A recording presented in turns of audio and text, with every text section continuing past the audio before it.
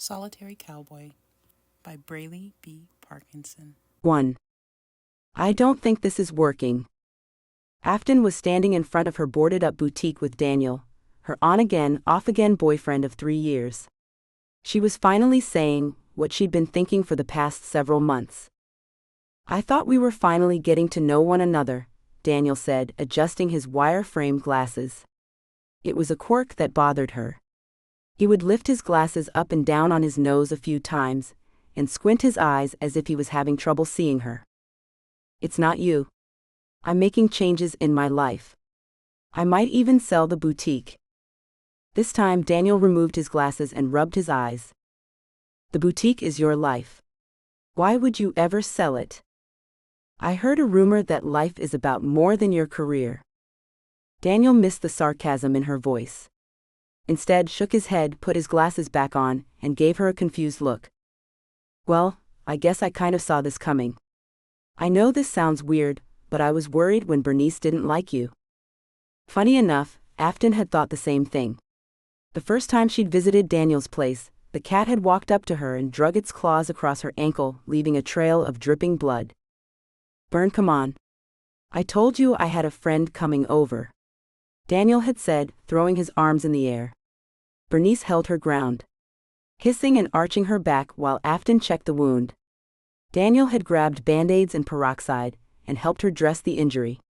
Meanwhile, Bernice continued growling in protest. If you keep this up, there won't be any treats tonight, Daniel yelled at the cat. She's just used to it being me and her. Please forgive my little princess.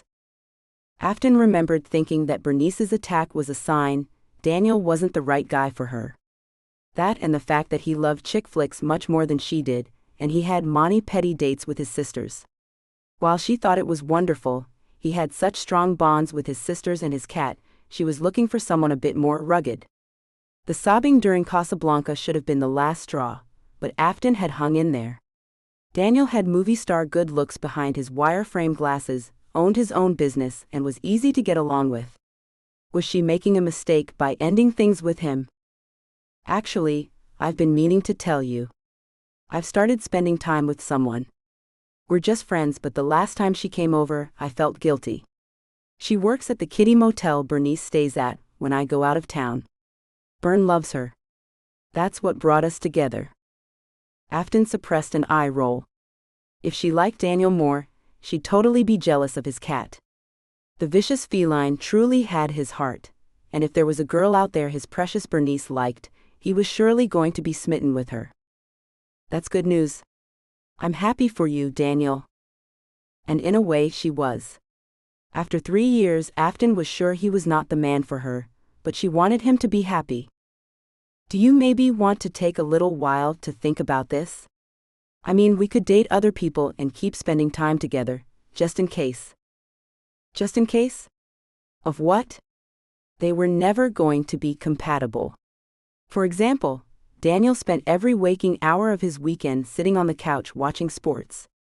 Afton didn't mind taking in a game or two herself, and she'd even suggested they buy tickets and attend a Golden State Warriors game, but Daniel had declined. You can't analyze the game with people talking and screaming. I need peace and quiet to monitor plays, he told her. She'd simply nodded at the time, and accepted that weekends were completely off limits for their relationship. She couldn't stand sitting around doing nothing for hours on end, so she just continued to work during those days. It hadn't bothered her, until an act of vandalism forced the boutique to close temporarily. Suddenly, her weekends were free. She tried to get Daniel to go for a hike one weekend and dinner the next, but he had sports to watch. It's been 3 years. If we don't know each other by now, I don't think we ever really will. Daniel nodded and did the weird thing with his glasses again. Okay. The breakup would not cause much of a ripple in Afton's life. There had never been anything that felt like love between them.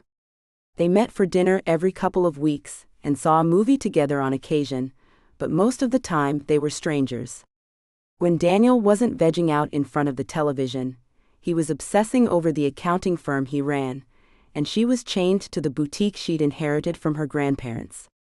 Their relationship was little more than text messages and short venting sessions about their careers over an occasional shared meal. "You're right. It's been fun though. Sometimes. Right?" Afton smiled. "Maybe we'll grab a drink every now and then." "Maybe," she said, but Afton knew she was never going out with Daniel again. The previous evening, when she'd been thinking about what she was going to say to break things off with him, Afton realized she didn't know much about him. He'd attended Stanford, grew up in San Bernardino, had 2 sisters and a large tabby named Bernice that hated her. That was the extent of the information she had about Daniel. "We should have done this a long time ago." Daniel lifted his glasses again and gave her a confused look before shrugging his shoulders and saying, "All right? Still friends, right?" She nodded. "I'll see you around, Daniel." He gave her a quick hug and headed off down the street, with a fresh pep in his step. She too felt lighter now that she no longer had to force herself to send those lame "hey" text messages every couple of nights. Afton sighed and dug her keys out of her purse. Breaking up with Daniel was the easy part. Temporarily separating from the boutique was the thing she wasn't sure she could pull off. She opened the front door and went inside her banged-up boutique. There wasn't a timeline yet to get the front of the building repaired. Her brother Xander was vetting contractors. After several years of taking a backseat in the business, he'd finally stepped up to help, but Afton was ready to sell the place. Sadly, the odds of her getting a decent amount for the storefront were slim. She knew there would come a point where she'd just have to take what she could get. Taking a loss wouldn't be so bad if she hadn't dedicated the last 16 years of her life to the place. All those long nights sitting at her computer struggling to find a way to keep the boutique open seemed so futile now. Should she have let it fail 16 years ago? Should she have told her grandparents no? That would have been the more logical path to take, but even now, with all the hindsight, Afton couldn't imagine turning down her grandparents' gift.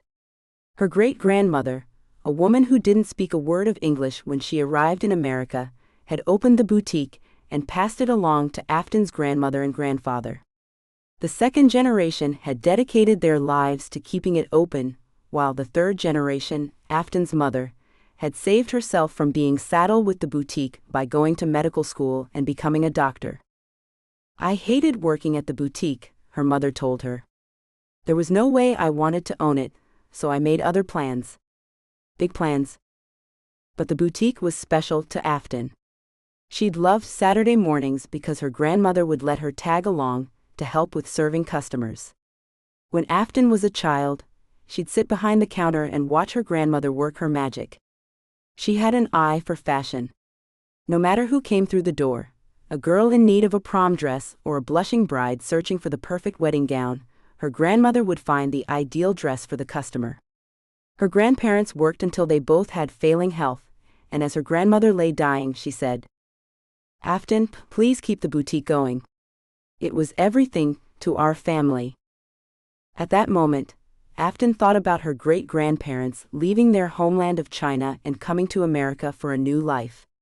She couldn't imagine the sacrifices they'd made to ensure their lineage would have more opportunities. Afton knew she owed everything to her ancestors, so she had agreed to take the boutique. Xander, her younger brother, had promised to help, but over time, he played a limited role in the day-to-day operations. That day she had come in to survey the damage, tell Xander she was taking off for a while, and consider whether the boutique would ever open again. Should she write it off as a loss, or was there hope?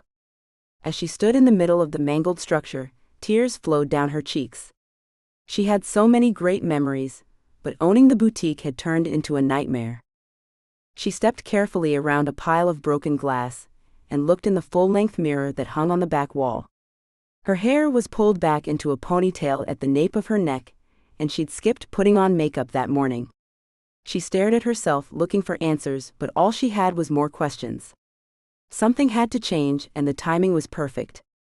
With her 40th birthday just a few weeks, Afton had decided to take a break, even if Xander told her he couldn't mind the boutique while she was gone. She'd just leave it closed until she got back, and worry about what came next after taking a time out for herself. A spontaneous trip. That's what you need.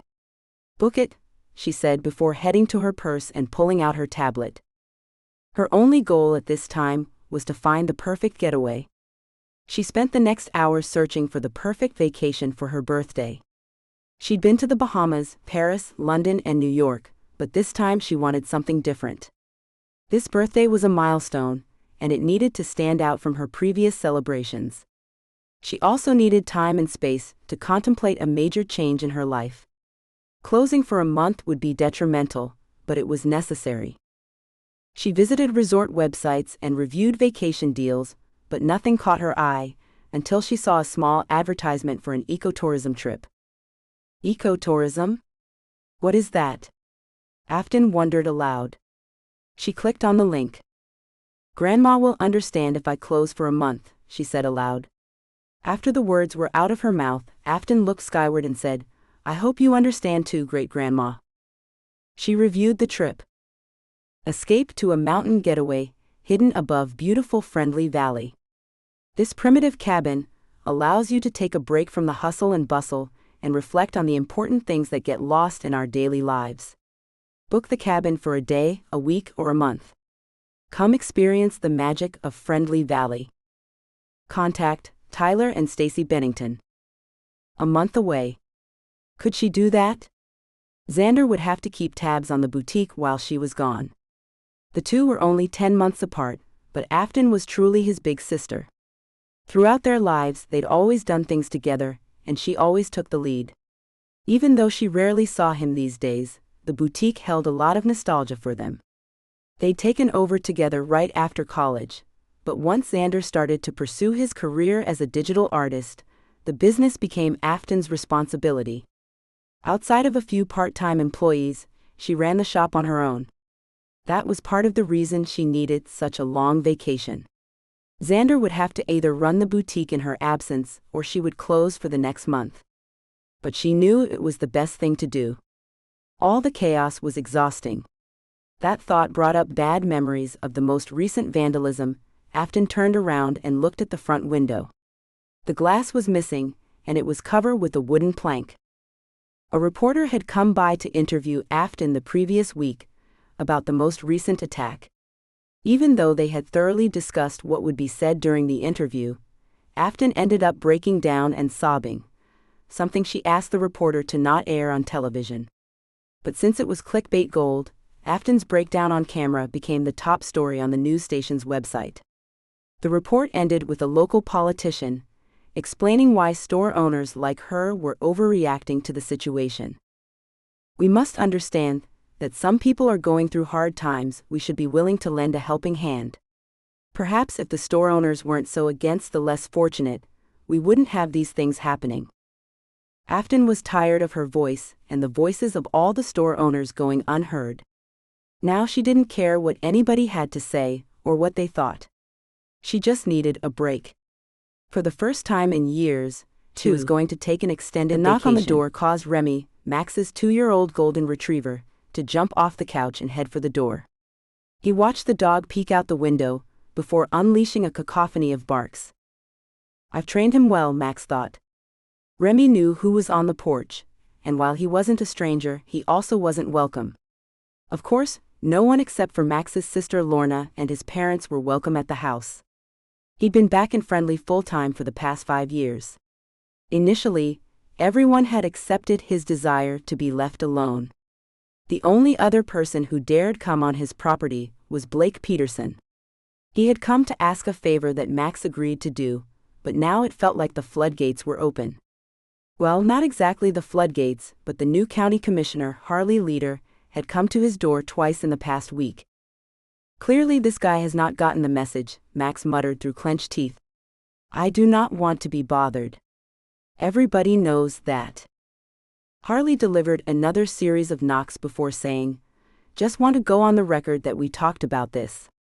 It would be better if you opened the door, and we could sit down and have a discussion.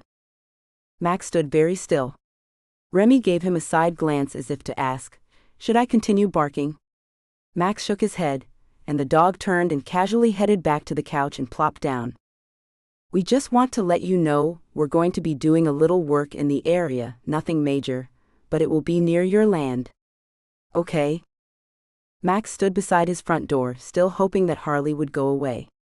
He had successfully navigated Friendly Valley without popping his head out any time during the day for years, but the court case he'd taken had forced him to venture out more. Apparently, being seen in town a few times had given Harley the wrong impression. Max wanted his privacy, and he had a very specific routine that Harley was interrupting. He and Remy spent mornings on the far end of the property he'd inherited from his grandfather. Sometimes he'd go for a run through the rugged terrain in the afternoons, and the evenings were reserved for reading or sitting in a rocking chair on the porch, thinking. Max, we'd love to get your input on the project we have planned. Project? That didn't sound good. Projects meant people, but if he continued his routine, he probably could avoid encounters. Max stayed off the main road during the day, and only headed to the mailbox at the end of his 2-mile-long driveway at night. Other than people watching during his morning coffee break, Maximilian had successfully avoided most inhabitants of Friendly. He had his groceries delivered, tools and anything else he needed dropped off at his mailbox. After dark, he would head down and grab his packages and go back up to his house. This had been his routine since returning to Friendly. Another knock. Okay, Max. I just want to make sure everything is okay. If you need anything from me as your new county commissioner, I am happy to help. I know you don't like coming out during the day, and that's fine. I understand, but feel free to call my office. Send me an email or call me if you need anything. I'm here to help. Max listened for Harley make his way down the porch steps. He remembered when the current county commissioner had gone to jail. Max had always been convinced there was some type of misunderstanding, which turned out to be right, because Harley wasn't that kind of trouble. But there was a chance Lorna, Max's sister, hadn't told Harley Leader that nobody gets to see Maximilian Clayburn unless he initiates the contact. Outside of court appearances with his client, he was unavailable. He sat down at his computer and sent an email to his sister. His fingers flew across the keyboard of his laptop. Lorna. Did you tell everyone I did not want to be bothered? Harley Leader has not received that message. Please update him on the situation. Max fired off the email. Lorna, who was used to corresponding with him in this manner, responded quickly. Hey Max. Harley Leader is the new county commissioner, and he is much more hard-headed than the previous one. He says he wants to meet and interact with all of his constituents, and since he's your representative, I think he's going to try to make contact with you.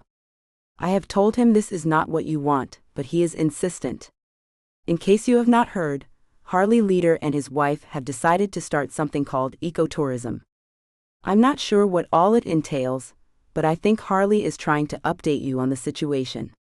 It might be a good idea to let him in. He's a nice kid. Have a cup of coffee with Harley and let him explain what's going to happen. It sounds like the ecotourism will be near your property. Max growled at the computer screen. Was this for real? They were going to do what? Ecotourism? That sounded like some harebrained scheme. And near his property? Why? He typed up a short message to his sister. Thanks for the update.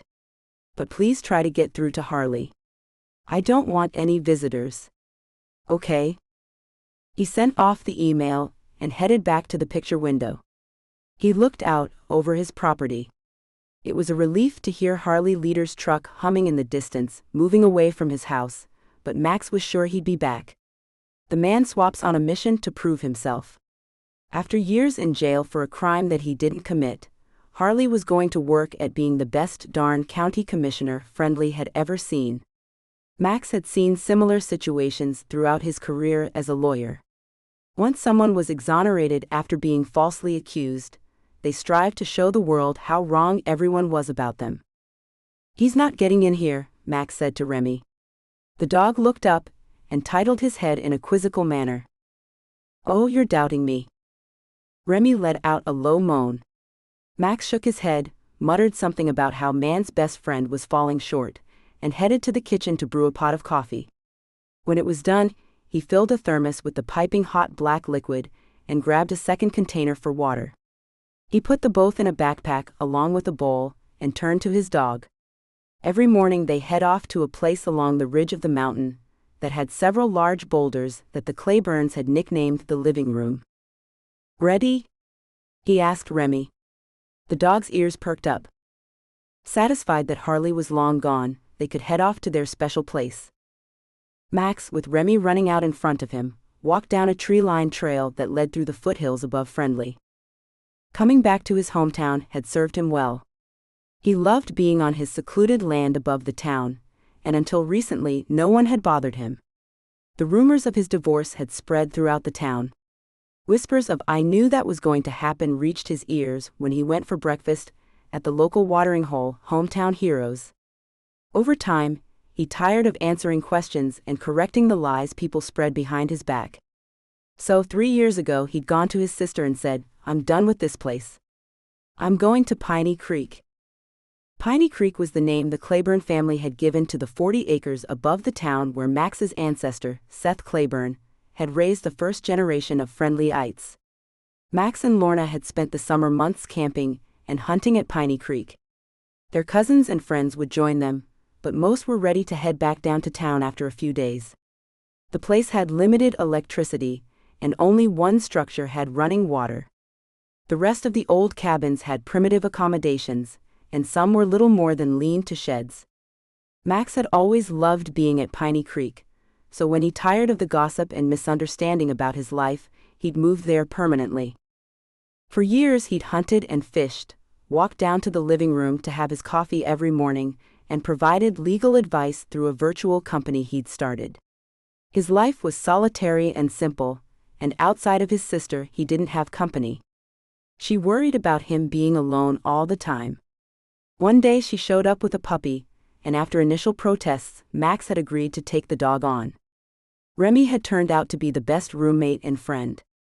His temperament was mellow, perhaps because Piney Creek was so quiet. He didn't have a television, so any entertainment he viewed was on the screen of his laptop. This meant the small cabin he shared with Remy was peaceful and calm. Very few distractions caused a stir for Max or Remy. Meanwhile, Lorna facilitated any business Max had in town, and he'd instructed all deliveries to be left by his mailbox, which sat on the main road, 3/4 of a mile from his house. Things had worked out just fine, until Blake Peterson showed up on the dirt road to his house. Fairness was a point of contention for Max. If something was not fair and he could help right the wrong, he did it. Even though he'd stopped representing clients, he felt helping Maribel Sykes keep custody of her son was the right thing to do. A jealous deadbeat dad was threatening to fight for custody of the son he had played no part in caring for. It would be a risk, he knew, taking the case. Friendly was buzzing with information about Maribel's battle to keep custody of her son, and the budding romance between herself and Blake Peterson. Max remembered the two being close when they were in high school. He'd chaperoned a homecoming dance one year, and remembered they'd attended together. Love, just like fairness, even if he didn't have either, was worth fighting for. He didn't regret taking the case, but he wasn't happy about traveling down to Friendly regularly, or that the folks in Friendly were, well, being too friendly. The Clayburn family had founded Friendly in 1869. Max's forefathers had all been involved in governing the town at some point. When his cousin Donnie ran for office, Max had felt guilt over not throwing his hat in the ring. He knew Donnie didn't have Friendly's best interest in mind. Should he be more involved in the daily going-ons in Friendly? Perhaps. Especially now that Harley wanted to talk with him about some project that might affect his land. "What do you think, Remy? Do I need to do more around town?" Remy titled his head and stared up at Max. "More judgment from the peanut gallery," he said, scooping the dish out the backpack and filling it with water. 3. You can't be serious. Leaving San Francisco. Afton, this is our home.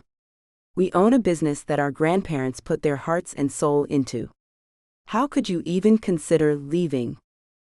Afton sighed. Xander was standing in front of her with his arms spread out at his sides. They were standing in the middle of the shop, debating the future of their business. She'd invited him over to her place afterwards for dinner, to break the news that she was considering selling the boutique. She'd hoped the news would be easier to digest on a full stomach, and after a few glasses of wine, Afton had prepared his favorite meal, beef burgundy, and opened a bottle of Shiraz. But Xander had picked up that something was wrong the moment he walked into the shop. How did this happen? How did you get to the point where you started to think you wanted to leave town? Xander's eyes were wide with shock. He had no idea what she'd been experiencing over the past few years. It bothered her that he was surprised.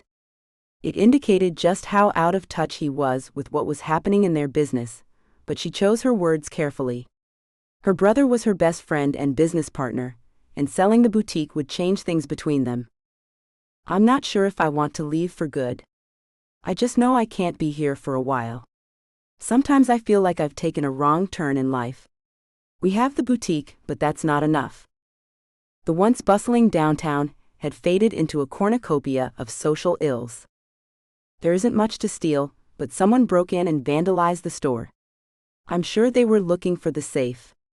I was in the storage room, searching for a lost order, when I heard the glass in the picture window shatter. It would be some time before I will feel safe being alone in the boutique at night again. How am I supposed to run a business if I'm too afraid to step foot in the place by myself? AF, I'm so sorry this happened. We'll make sure that we're both here to open and close. That doesn't make sense. When will we have time for anything else? We've done this before. Yes, but that was when we were fresh out of college. I'm sorry, Xander, but I'm not willing to do that now. I think we must talk about closing the boutique. It was a heavy thing to say, but when she thought back to the night of the break-in, she knew there was no other choice but to at least consider closing. Vandalism had become common, but the night of the break-in, the noise boomed in Afton's ears. A quick peek through the window of the storage room door revealed the back end of an old Chevy Blazer in the lobby of the boutique. It took a moment to process the scene. Was there really a vehicle in her store? The loud crash and shattered glass indicated her eyes were not playing tricks on her. Yes, there was a vehicle in her store. As the Blazer pulled away from the gaping hole in the building, 4 figures moved in fast. Afton quietly rushed away from the storage room door and hid underneath the table.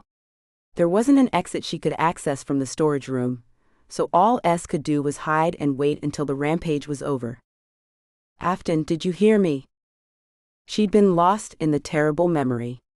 She had no idea what Xander had said. No. Listen, Xander. We've always been close, so I want to be honest with you. I understand why you're upset, but I'm not changing my plans. She didn't feel the need to convince him she had to leave town, at least for a while. If Xander didn't want to take over full responsibility for the shop for the next month, she was ready to put it on the market. You don't know how scared I was. I didn't know if they would come to the storage room and search for money or not. If they had, I wouldn't have been able to escape. Xander reached for her arm. She pulled away, annoyed her brother seemed to be downplaying what happened. He'd relied on her for strength for too long. Now he was taking for granted that she was traumatized. It wasn't fair. Xander stopped by the boutique when he could. He had a girlfriend, took vacations all the time, and was pursuing his passion as a digital artist. Meanwhile, she kept the failing boutique afloat. Afton, I'm so sorry. This is our store. It's your dream. Are you ready to give it up? She suppressed an eye roll. The boutique had been the dream of their grandmother. Afton had been offered the store for posterity. Duty and honor of the family. Xander was younger, so he had an option. She was the oldest. There were family expectations that she would carry the torch. My birthday is next week. I'm taking a month to think about my next move. I can't tell you where I'll end up. Maybe I'll want to sell, maybe I won't. Afton, I know this has been a trying year, but are you sure about this? Was she? No, but the way she felt during the break-in wasn't going away anytime soon. Her heart raced every time she thought about it. Xander, I love the boutique and I'm so thankful you decided to come along on the journey with me. But it's over? Afton felt her face warm and her eyes filled with tears. Was she really going to close the boutique?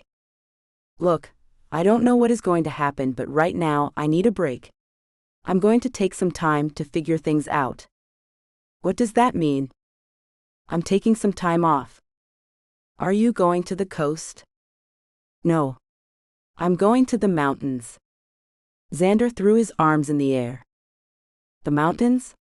Afton, are you feeling okay? I think you should take a few days to relax, and then maybe book a flight to New York or Paris. You can go shopping, maybe take in a show. Xander, I'm tired of cities. There are always vagrants, break-ins, or protests. You name it, it's happening in cities. Afton, you're a city girl. I think it's time to branch out a little. Where are you going? This is going to be a surprise. Okay. I'm ready to be shocked. Afton grabbed her purse from the counter behind her and pulled out the brochure she'd printed off. What is this? Xander asked. Ecotourism. Have you heard of it? No. Are you serious? Yes. I want a new experience.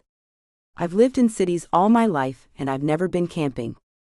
I think it's time for me to try it out. Xander laughed. Yes. I want a new experience. I've lived in cities all my life and I've never been camping. I think it's time for me to try it out. Xander laughed. Sis, we aren't those kinds of people. What type of people are you referring to? You know what I'm talking about. We're not country types. We're city people. Stores, civilization, lattes, and no bears. What do you hope to achieve by going to the country? Afton wasn't sure Xander would understand. Just give me a little time, okay? All right. Fine. Do you need a ride to the airport? When are you leaving? Tomorrow, but I don't need a ride. I'm driving. Driving? Where are you going? A little place in Utah. It's not that close to an airport, so I'm going to drive. Xander shook his head. Is this a vacation or more work? Why are you driving all that way? And newsflash, if a place doesn't have an airport, it means no one wants to go there. Who are you, and what have you done with my sister? I know this is a surprise, but I'm in a rut. I need to take some time to think about things. How long will you be gone? Afton had no idea. How long would it take her to get over being in the boutique during an attempted robbery? A month. Xander slipped his arm around her shoulders. I understand. You need time to rest and relax. I don't know what it's like to be at the shop every day. Let me take over for a while. I'll handle everything here. 4. Afton left at 4:30 the next morning, making her way out of the valley before traffic snarled to a halt. The highway was wide open and free of traffic. She felt guilty for feeling a weight lifting off her shoulders, but exiting her hometown felt good. The idea she might be doing this more often wasn't exactly a disappointment. She hadn't gotten much sleep because of the ruckus outside of her building. It was infuriating to live in a $500,000 condo but not be able to get a good night's sleep. A cabin tucked away in the mountains sounded like the perfect place to be. She envisioned herself relaxing with the windows open and the fresh mountain air blowing through her hair. She'd go hiking, meet the locals, and explore the town. As California twisted from urban to rural areas, she wondered if this trip would give her a new perspective on life.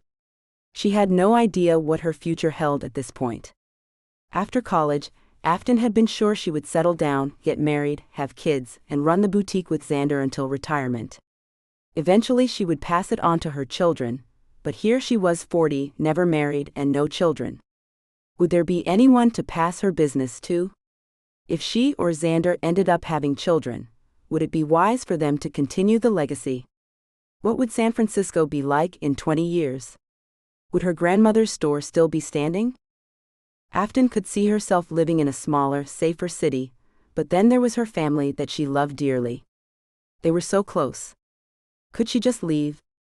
She pushed away the thoughts of making drastic life changes and focused on the present. "You're just taking a vacation," she said aloud. "You don't have to make a bunch of decisions about your future right now." She turned up the business audiobook she was listening to. About 5 hours later, she realized how much her business consumed her life. Instead of enjoying a spellbinding mystery or a story about a dashing Prince Charming, she was listening to how to level up in business. She stopped off in Reno, where she grabbed a coffee and muffin for breakfast. While she was stretching her legs in the parking lot of the coffee shop, she pulled out her phone and scrolled through the audiobook listings. She found a story about a woman who was swept off her feet by a man she had no idea was a prince. "I want a fairy tale," Afton said before purchasing the audiobook.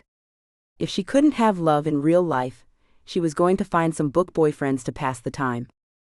She spent the rest of the trip oscillating between getting lost in the romance she was listening to and being mesmerized by the desert.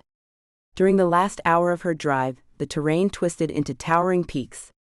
Afton made good time, pulling into Friendly Valley a little after 5 that afternoon. As she drove up the side of the mountain on the narrow dirt road, she began to get excited and a little nervous.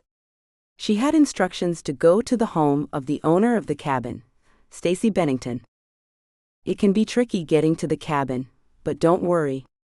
We'll make sure to get you safely to the cabin," Stacy told her. As she entered Friendly proper, she was enchanted by the small but quaint main street. It still looked like the Old West. It was busy that evening. Families were strolling through downtown Friendly, and there was a line of people outside of Hometown Heroes. Is that the only restaurant in town? Afton wondered. Next to Hometown Heroes was a structure that looked like a bank. The architecture was from the early 1900s. The Old West feel of the structure was different from the architecture she loved, old Victorian-styled homes, but it reminded her how much she loved the way things were built in the past. Afton majored in architecture in college, and it was her dream to build beautiful Victorian-style homes. In her second year of college, one of her professors told her that there was no way she would be building Victorian anything. "We've moved on from that," he said. "You're going to have to give in to modernity, or you're going to be unemployed." Afton had been shocked, and initially she hadn't paid attention to his advice. But by the time she graduated, she realized the type of architecture she loved was obsolete. After a grand tour of Europe and spending moments in elegant medieval castles and churches, Afton has decided that her degree in architecture had been a waste of time. She wouldn't be building anything because she didn't like the new styles of buildings. Instead, she took over the family business, which is what her parents always expected. When she went to college for architecture, they thought she might take another path. But after her grandmother's request, everyone knew what was going to happen. Afton cherished her grandmother. She felt obligated to keep her grandmother's legacy alive. Was 16 years enough time? Had she fought hard enough to keep the boutique open? Those were difficult questions Afton wasn't sure she could answer. She parked in front of the building that looked like a bank, and pulled out her phone to get directions to Stacy Bennington's house.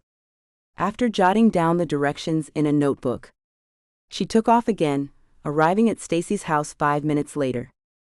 A woman dressed in a yellow sundress with a bulging belly was in the garden, picking tomatoes. Afton parked and waved. The woman, who she assumed was Stacy, waved back. "Wow, it's beautiful up here," Afton said as she stepped out of her car. "Welcome to Friendly. You didn't have trouble finding us, did you?" "No. Not at all. I'm Afton Murray," she said, giving Stacy a little wave. "Stacy Bennington. It's a pleasure to meet you. I can't wait to see the cabin. I'm so excited about this. You don't know how much I need this. My life has been crazy. San Francisco is a great city, but it's been rough lately. A big city girl. I lived in Chicago my entire life until I moved to Friendly." "Really? Wow. What made you move here?" Stacy smiled and rested her hand on her belly. True love. I guess that is the one thing that's worth giving up everything else for. Definitely. But I can't imagine being away from the city for good. Don't you miss all the shops and restaurants? Stacy smiled. Here's the thing about living here. You don't need a vacation to escape friendly. Instead, if you take a trip to visit a place and immediately want to come back here, you're happy to be in your nice little quiet country home with your husband, your garden, your land, and your quietness. It's peaceful here.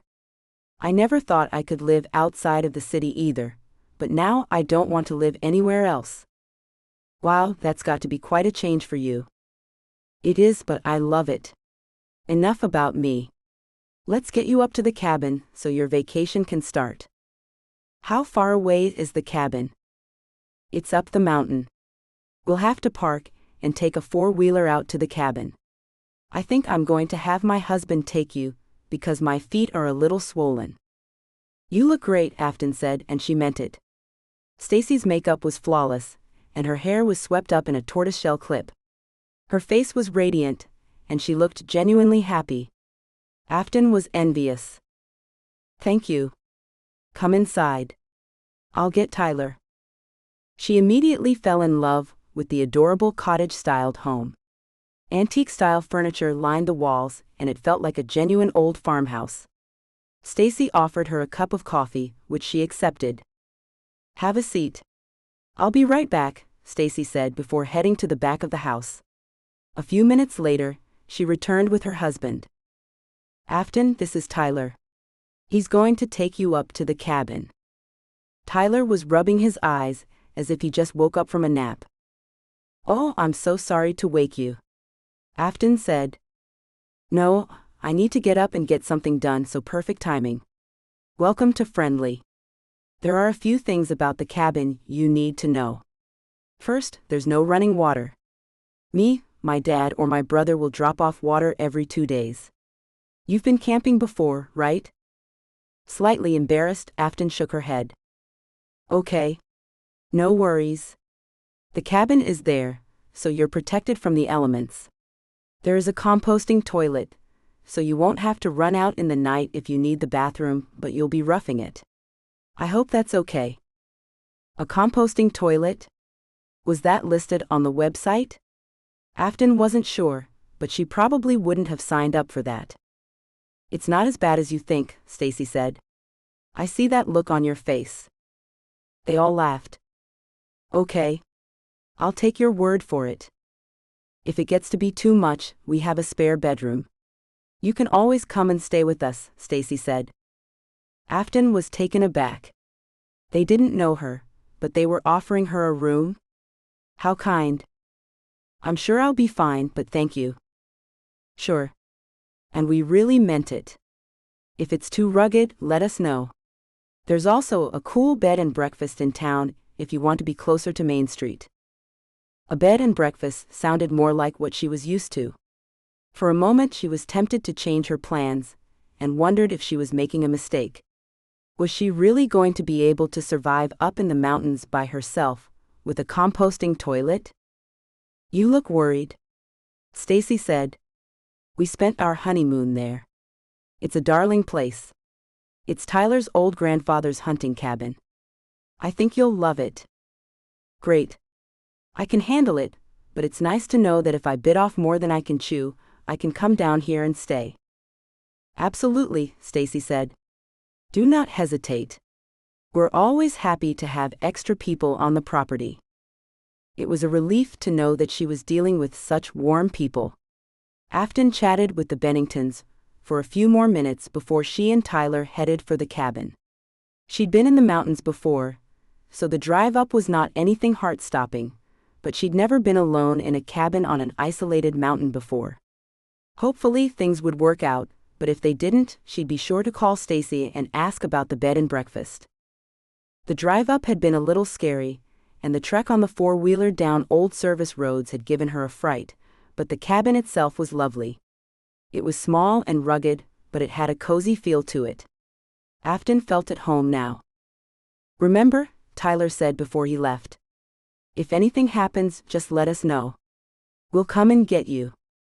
Sometimes it's hard to get cell phone reception up here, but if you go out toward the road, you can picket a signal. Great. Thank you. This is very nice. Thanks for providing this experience. Of course. It's our pleasure. Afton did a quick survey of the place and realized it should be fine, although she was a little nervous about not having a car close by. The parking lot was at least 2 miles away.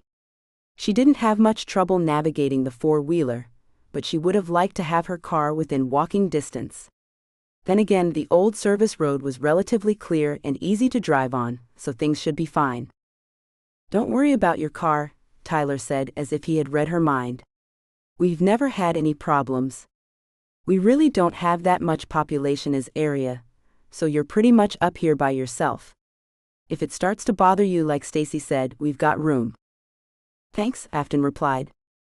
He wrote down a few phone numbers on a piece of paper for Afton, and told her if she couldn't get in touch with him or Stacy, to contact one of the other people. Oh, be careful if you go hiking. Make sure you take a lot of water and bear spray. Bear spray? Yeah. We have some in the medicine cabinet. It's easy to get lost around here. Also, be sure to take your phone. I've been hiking before. No need to worry, Afton said. All right. Enjoy your stay, and let us know if you need anything. After Tyler was gone, Afton headed inside. A small table with 2 chairs sat in the middle of the cabin, and there were kerosene heaters and antiques. She didn't want to cower inside, but hiking through the mountains was a little intimidating. Then again, what was the point of a trip if she wasn't going to have unique experiences? She needed to embrace this rare trek out into the woods. I'll head out at dawn, she thought. Like a real mountain woman, she thought. 5. Afton woke before sunrise. As she moved through the cabin, she wondered if her plan was sound. Should she really go hiking by herself in a strange place? Against her better judgment, she got out of bed, got dressed, packed some trail mix, 2 bottles of water and bear spray before heading out. She would hike in the opposite direction of the road they took to the cabin to explore the other side of the mountain. From the limited research she'd done online before traveling, there were warnings about wildlife. Most of the reviews on the trail reported not seeing any animals, but all reviews mentioned that there were signs along the entire route. Seeing any animals seemed to be rare. What is life if you don't take risks? She said aloud, before grabbing her backpack and heading out. Afton was sure she'd made a mistake a few moments after she'd left the cabin. Anxiety rose in her chest as she entered a slightly worn path that wound along the edge of the mountain. The trail seemed to be increasing rapidly in elevation. She wasn't sure where it was going, but she'd read if you stayed on the actual trail, you shouldn't get lost. Afton had been careful all her life, but that morning she was nervous but excited to explore. Conflicted but eager for change, she decided on that day she was going to take some risk. She cautiously stuck one foot off the trail, marveling at the patches of bluish-green sagebrush. Afton headed into a beautiful thicket of lush trees, enjoying the scent of pine. It was refreshing to be in a place where the only sound she heard were birds chirping and the soft breeze of warm wind. She went deeper into the greenery, enchanted by the smells and sights of the forest. She was confident she'd be able to get back to the trail because she could still see it from where she was standing. Couldn't hurt to go a little further. She was about 10 minutes into her exploration when she heard the crunch of a branch behind her. Afton looked around. She didn't see anyone. "Hello," she said in a faint voice. Her heart raced. She took another step and looked around. "Just head back to the trail," she told herself in a quiet voice. Then she heard what sounded like a low growl. Her heart raced. "Is that a bear?" "Of course, you're the one lucky soul who runs into a bear," Afton thought. She froze when she heard the second sound. This time the growl sounded angrier. Or at least, whatever was making the noise wasn't happy. Afton rushed off into the wilderness, running as fast as she could, dodging tree branches and deadfall. She ran for about 10 minutes, too nervous to look behind her. As she began to slow down, panting heavily, Afton lunged forward and tumbled down a hill. She screamed, terrified she'd somehow fall off a cliff. Luckily, she came to a stop in the middle of a trench. After saying a quiet prayer of thanks, she tried to get up. Ouch! She yelped after putting pressure on her left foot. No, she said, covering her mouth with her hand. All the shows she'd seen where people went missing in the mountains came to mind. Usually, they got lost, or they had an injury that immobilized them. She thought about Xander and her parents. They would look for her for the rest of their lives. But the truth of what happened to her would remain hidden, until a hunter or hiker came across her remains. She dropped her head into her arms, and a flood of emotions came over her. No one knew she was out hiking. Afton pulled out her phone. No service. She was at the mercy of the wilderness. She tried to pull herself out of the trench, but it felt like her ankle was twisted. She panicked. Normally she could take care of herself, but she knew she needed help. All she could do was scream and try to crawl out of the ditch, but as she leaned on her right arm, Afton realized it wasn't just her ankle that was injured. Putting any pressure on her arm caused a pain that reverberated from her elbow to her shoulder. She screamed as long as she could. I'm injured. Please. Anyone. Help me. Afton heard the crunching of the branches again. She closed her eyes, said a prayer, and waited for what she thought might be her last moment on earth. Then she heard the barking of a dog in the distance. The sound was getting closer.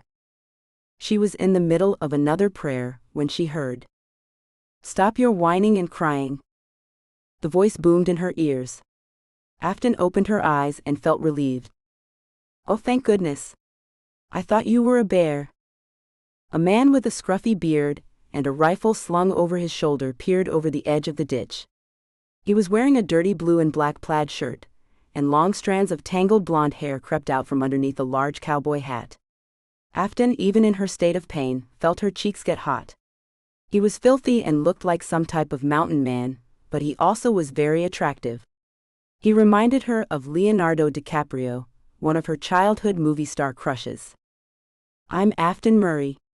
I'm staying at a cabin back that way, she said, pointing in the direction she came from.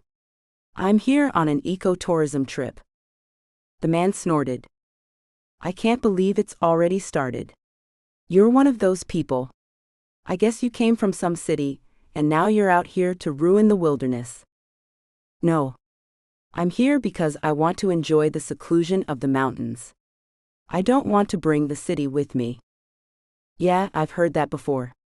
What are you doing on my property? Afton looked around. This doesn't look like anyone's property. It's like just wilderness out here. My wilderness. But this is my property. Technically, you're trespassing. Is that why you have that gun? Yes, ma'am. I was coming to see who is scrambling on my property. How do you know I was here? That's a trade secret. Afton rolled her eyes. Are you serious? Extremely. Well, listen. I had no intention of being on anyone's land. I was just running because I thought I heard a bear. Why were you out? Don't you ecotourism people just want to hang out at an old cabin? Even though Afton needed rescuing, she was not enjoying the back and forth with this grumpy and filthy but attractive mountain man. No. I love national parks and being outside. Newsflash, this isn't a national park. If you love the national park so much, why are you here when you can go there? I came here because Friendly looked like such a cute town. I figured I could go shopping some days, and other days I could stay up here and enjoy nature. How much are you enjoying nature right now? Afton shook her head in frustration. Will you just help me out of here? Yep. It's obvious, I'm going to have to save you from yourself. I'm coming down, he said, climbing into the ditch. The dog whined. Remy, relax. Unlike her, I'm not going to get stuck. I don't need saving from myself. I just made a mistake, Afton said in protest. I don't have time for the small talk, lady, he said, kneeling beside her. I'm a busy man, so we need to make this quick. How busy could you be living up here? You probably think busy is running around from store to store, maxing out credit cards. If that's what you're referring to, well, no. I'm not doing that, but I live up here without anyone else, so I must do things for myself. I don't rely on other people for things. Afton tried to cross her arms but flinched in pain. I think I need a doctor. No, you don't. I'm taking you to my house. I'm going to bandage you up and take you back to your vacation cabin. I need a doctor. I hurt my ankle and my arm. Think I hit my head too. You probably hit your head before you ever came here. The man reached out and gently scooped Afton into his arms. I thought you small town people were supposed to be nice and hospitable. You're being a jerk. I'm getting you out of a ditch. Isn't it enough that I'm saving you from being bear food? Is that not hospitable enough? He placed Afton on the ground outside of the ditch before climbing out. She felt herself getting angrier. Not only was she injured, but she also had to deal with this unpleasant man. The worst part was that underneath the dirt and grime on his face, his emerald green eyes were deceptively alluring. She blinked back tears and said, "Why don't you just go and call 911 or something like that? Tell them someone's hurt in the woods. I don't even want your help." The man threw his head back and let out a roaring laugh, before using his pinky finger and thumb to form a crude-shaped phone that he held to his ear. In a deep, serious tone, he said, Dispatch, I need you to send one of our many units into the woods to pick up some lady in a ditch. Since we have so many units available, it'll be no trouble sending out a couple of the hundreds of EMTs we have to find her." Afton was furious. "You're so mean." Tears spilled onto her cheeks. She regretted this trip so much. The moment she arrived at the hospital, she was going to call Xander and beg him to come and save her. Her brother had been right. She should have just booked a flight to New York. "Stop the blubbering. I'm just kidding around." His voice had softened. "But really, you don't know where you are, do you? You think there's an ambulance that's going to come roaring up a road you can't even drive on?" He was right. Afton hadn't been thinking about how she had to take a four-wheeler to the cabin. There was no way the paramedics were going to get to her anytime soon. "Fine, I need your help. I probably can walk it off if you help me stand up. Let me carry you back to my place." His voice was quiet and friendly, but Afton wanted no parts of a reconciliation. "No. I just need help standing up, and then I'll head back to the cabin." "I bet you can't even find your way back to the cabin." "Yes, I can." "No, you can't. Now listen, I'm not going to be responsible for some dead tourist in my mountains. You're coming with me." Afton tried to scramble to her feet. Her ankle gave out as soon as she applied weight to it. Max caught her before she hit the ground. "All right. That's enough. You've already ruined my morning. Me and Remy are going to take care of you, whether you like it or not." The dog let out a loud bark, as if he was putting an exclamation mark on his owner's statement. "And just so you know, I'm Max. Thank you for helping me. I'd like to say that it's nice to meet you, and maybe under different circumstances it would be, but you've been pretty mean so far." He ignored her comment and scooped her into his arms, cradling her to his chest. Afton didn't know what to do with her face. It was just inches away from his scruffy beard. "Go on. Don't hold your head out like that. You're causing more pain for yourself," he said, as if reading Afton's mind. She was in pain, and holding her head up for however long they had to go would eventually cause strain, so she slowly placed her face against his chest. "Go on now. Put your arms around my neck and hold on tight."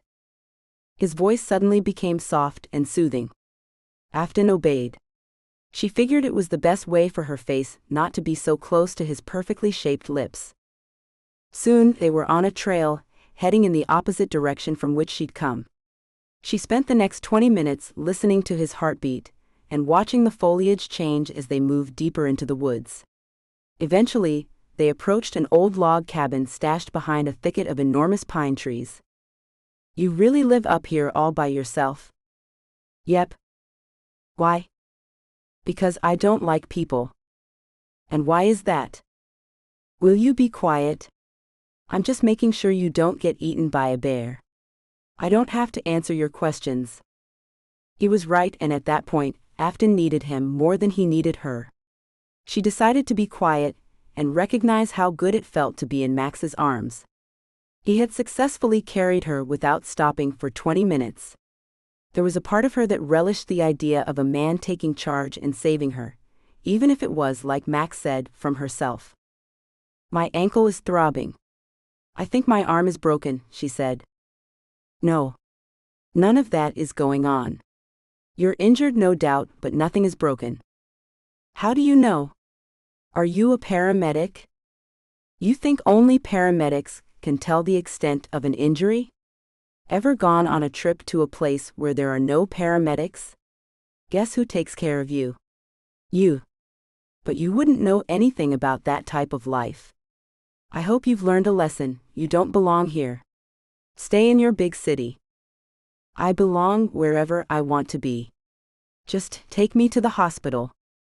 We don't even have a hospital here. We have a little clinic. Sometimes the doctor is in, but most of the time not. He's on call. Okay, well, can you take me to the clinic? Is that right in town? Where else would it be? Are you going to take me? I don't go to town. I don't buy that. You have to go there to buy food. What if you need something from the post office or groceries? If you were serious about being off the grid, you'd be tucked far away in the mountains. Friendly is right below this place. I live above a town, but I stay out of it. And you never go down there? Max was quiet for a moment. Okay. You got me. I go down there to see about my client, and when I have court. You're a lawyer? Why do you say it like that? You don't think that I can be a lawyer? It's not that I don't think you can be a lawyer, it's just that lawyers have to deal with people all the time. I'm just wondering how you do it, since you don't seem to like people. It's easy to do when it's necessary. It doesn't bother me the way it does when somebody just intrudes on my time and space, like now. I won't give in to your demands. What are you talking about? What demands? I know how your kind works. Start off with reasonable demands and escalate to something more. What the? Tell you what, Max said, cutting Afton off mid-sentence. I'll drop you at the clinic and come back later. I'm sure you're fine, but since you're making such a big fuss over this, I'll take you. He carried her into his cabin. Afton marveled at the antique feel of the place. Was this built by hand? Yes. My great-great-grandpa and his brothers built the place. Wow. This is something. It is what it is. An old log cabin. Max sat Afton down on the leather couch. All the windows were covered with heavy curtains, and stacks of paper cluttered the table and floor. I don't have a housekeeper. I didn't? You didn't have to say anything. I saw how you scanned the room. Listen, I didn't expect company. I'm sorry to inconvenience you. Let's just get this over with. Max headed into another room. Afton heard rumbling and grumbling, followed by what sounded like an avalanche, before Max emerged from the room with a pair of crutches. Here, he said, pushing the crutches toward her. She reached out and flinched. Ouch. Okay, take it easy. I don't want you to hurt yourself anymore. I'm really sorry. I know you didn't sign up for this. Well, maybe you've learned your lesson. This isn't your place. Stay home. You don't get to tell me where I can and can't go. It's not me. I don't care where you go, but it seems like Mother Nature is sending you a message. Look at you. All banged up. What if I hadn't come along? Nobody else is out there. I made a mistake. Have you ever made a mistake? Or let me guess, you're perfect. No, I'm not perfect. I just don't go where I don't belong. Well, I think I belong anywhere I want to be, she said. That's the difference between me and you. I have boundaries. Clearly you don't. Afton folded her arms, letting out a yelp as she remembered her forearm was injured. Calm down before you hurt yourself more. Let's get you to the clinic. The sooner the better. I'm ready. Not as ready as I am. Max shrugged his shoulders, took a deep breath, and went to pick Afton up. I can use the crutches, she said. Have you used crutches before? No. Max stood back. Afton pushed herself up on the crutches, but balancing was hard. You aren't ready for that. Carry them and I'll carry you. But Max picked her up and headed for the door. Remy followed behind. Stay here, buddy. I'll be back soon. The dog looked up and waited for a different verdict. When he didn't get one, he turned around and headed for the couch and plopped down. Afton slid her arm around his neck again. As he headed to the truck, she felt tears fill her eyes. This was a mistake. All of this is wrong. She tried to hold back the sob she felt in her throat, but within seconds her cheeks were wet. You don't need to cry. You're going to be okay, Max said. I should have listened to my brother and stayed in San Francisco. I should be working at the shop. Stop it. I don't think anyone should live in a huge city. Just take it easy, okay? Max's voice was low and warm. Afton felt foolish. Here she was, just shy of her 40th birthday, being carried by a stranger who just happened to come along and save her after she went crashing into a ditch. After the trip to the clinic, she was heading to the nearest big city, booking a room, and spending the rest of her vacation drowning her sorrows in ice cream. Afton was so upset that she barely noticed that Max opened the passenger side of the truck, gently placed her in the passenger seat, and put the seatbelt across her lap. 6. Afton stared at Max while he drove. She wondered what his story was. Underneath the long hair and beard, she could see how handsome he was. What had inspired him to hunker down in the mountains and conceal his good looks? She wasn't in the mood to ask questions, but Afton made a mental note to Google this stranger when she got back to the cabin. They drove down a few narrow mountain roads before turning on the main thoroughfare that ran parallel to downtown. 25 minutes later, they pulled into the parking lot of a small clinic in the middle of Friendly. Max pulled close to the clinic door, parked, and carried Afton inside. A woman with dark red hair and freckles across the bridge of her nose came rushing over. Max? Hey. Haven't seen you in so long, the woman's eyes were wide. Not the time for a reunion, Judy. This is some trespasser who fell and hurt herself on my land. I didn't know it was your land. Afton protested. I think it's got something to do with that ecotourism nonsense Harley Leader is pushing around here. Max continued. Oh no.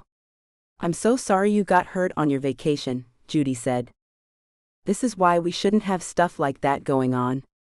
These people don't know what our land is like. Look at her. She can't even walk. My name is Afton, and thank you for your sympathy. I just wanted a vacation in a nice place. I never thought I'd run into a Neanderthal in the mountains. You have no idea who you're talking about, Max said. Keep it up and I'll sue you for slander. Let's stay calm, everyone, Judy said. Let me get a wheelchair. I don't have time for that. Max said. Just show me where to put her, and I'll put her there. Okay. I've got a gurney over here. It might be better since she'll need to be examined. Max, can you bring her over here? Yeah, she's not that heavy. Hey. Afton said. I'm not heavy at all. I didn't mean it like that. Never mind. Let me just get you situated so I can get out of here. Max sat Afton on the gurney. Let me grab Lorna, Judy said. She rushed down the hallway and returned a few minutes later with a tall, thin woman with long, dark hair. Hi, I'm Lorna, the nurse here at Friendly Clinic. She turned to Max. Thank you for bringing her in. I'm impressed you made it down here. I don't have a problem coming down here. I just prefer not to. Mom will be proud. Lorna winked at Max. You two are siblings? Afton asked. Yes. This is my baby brother. I hope he was nice. Lorna began checking Afton's foot. Judy told me that you are here on an ecotourism trip. I am.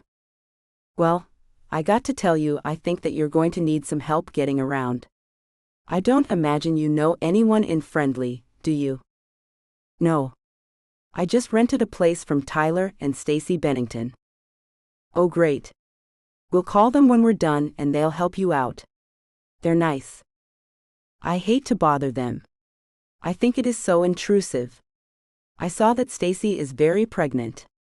She doesn't need to be taking care of anyone but herself and the baby.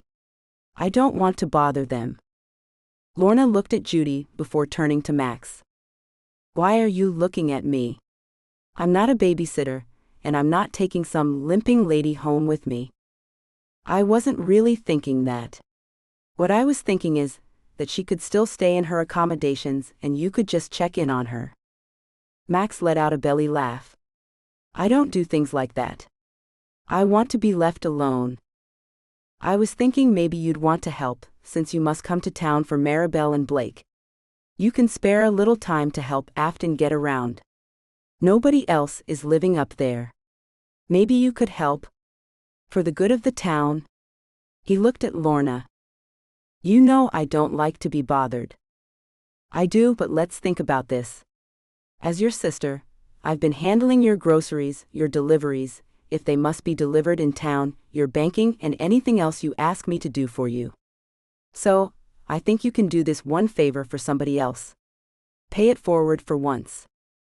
Lorna, you're not being fair, Max said, folding his arms over his chest. Lorna shook her head and turned back to Afton. Tell me where else you hurt. I can barely move my arm. Okay. This might hurt a little. Lorna checked Afton's arm. Ouch. I think you're going to have to spend a few days down here in town. Getting around in the mountains like this will be hard, but after a few days you can go back. Looks like you've got a sprained ankle, but I think Dr. Rogers will want x-rays. Afton felt tears coming on again. Why was she so emotional? She tried to cover her face, but ended up causing herself more pain. Don't worry. You'll still get your vacation, Judy said. Right. We are going to make sure you have the best time here. We'll get you a sling and teach you how to use the crutches. You'll have to make do with one crutch since you have the arm injury. I know the perfect place for you to stay in town while you heal up. Once you're better, you'll be able to go back to the mountain. I'm already helping out, he grumbled. Our family has always been willing to help the residents and visitors of Friendly. I don't know why you think that should stop with our generation. This lovely lady is here visiting our town. You need to show some hospitality. Max folded his arms. Fine. I'll keep an eye on her while she's up there. See, you're going to be okay, Lorna said, gently gripping Afton's good shoulder. She tried to relax, but the tears were still flowing. I'm sorry you're having a hard time, but you're going to be okay. There's a bed and breakfast I think you'll love. Do they have any rooms available? She muttered between soft sobs. Oh yeah. They definitely have a place for you, and don't worry, they'll let you stay for free, so no double paying. I can pay my way, she protested. We know, but you've already paid for your vacation, right? Yes. Then no need to pay again. How long are you in Friendly? I'll be in Friendly for the next 3 weeks. Perfect. So after 2 or 3 days, Max here will help you once you're back on track. In fact, Max, he grumbled. You want to take her to Harley and Jada's house? Max's eyes widened. Why do I? Great. Thanks for doing that. Obviously, Judy and I need to stay here for appointments. I appreciate your cooperation. Lorna and Judy helped Afton get used to the crutches. She struggled to master the concept. It was hard for her to trust that her one good arm could keep her upright. You have to be confident the crutch is going to hold you up, calm down and let your emotions subside. Lorna told her. I just want to get out of here. Afton said. Lorna smiled and said, give it a couple of days before you take off. I promise we'll take real good care of you. Afton was ready to get through the next few days, but did she want to return to the cabin? Maybe. She had time off, and her goal had been to relax and think about her future. A cabin in the woods would well for that. Just don't leave, she thought. The more she talked to Judy and Lorna, the more she realized that maybe she needed to spend some time in town, but within a week, she could be back in the mountains. Friendly is the best place to have something like this happen, Judy said. Word travels fast, and as soon as everyone knows you're here, you're going to be turning away help. Really? Not everyone is like Max, Lorna said. People, even strangers, coming to see how she was doing sounded great. Afton was lonely. She'd lost touch with most of her friends. Everyone was so busy. After college, she had dedicated her life to keeping the boutique open, which meant long nights, sometimes 7 days a week. She worked in the shop during the day and spent her evenings poring over spreadsheets. She had turned down countless get-togethers with old friends and dates. Eventually, her phone stopped ringing, and the invitations dried up. Now she didn't have much of a social life at all. So where is this B&B? Afton asked. Yay. So you're staying? Judy clapped her hands with joy. Yeah. I don't have anywhere else to be. The B&B is a couple of blocks away. It's nice because you'll be close to Main Street, where all the action is in Friendly. I don't know that Friendly has much in the way of action, but you'll find a lot of colorful characters there. Lorna chimed in. The new county commissioner, Harley Leader, and his wife run this B&B. They're both working hard to bring unique tourist experiences to Friendly that won't destroy the town. I don't want to tell you exactly where the B&B is, or what it's like, because I want you to be surprised. You're going to love it. Judy said. Is this about that eco-tourism thing? Max grumbled. Lorna rolled her eyes. Yes, Max. It's about eco-tourism. Well, I'm totally against it. I don't want to participate in that at all. I'm kidding. It has nothing to do with that. Now, as I mentioned before, I've done you plenty of favors. I need you to take Afton to the B&B, and you better be nice to her. Fine. Let's get this over with. Max took the crutch and demonstrated how they should be used. You make it look so easy, Afton said. It's not easy. It's just something you got to get used to. I had to use crutches for 2 months a few years back. It was annoying and tedious, but I got used to it. What happened? Why do you need crutches? Well, it's not a pleasant story, but my ex-wife backed over my foot. With a car? No. With a horse. Of course, with a car. That's horrible. Yeah, it wasn't my favorite either. She claims it was a mistake, but I doubt it.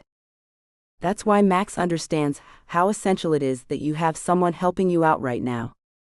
I spent a few weeks at his place, taking care of him. Lorna interjected.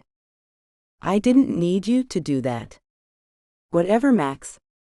Lorna motioned to Judy to follow her back to the front desk.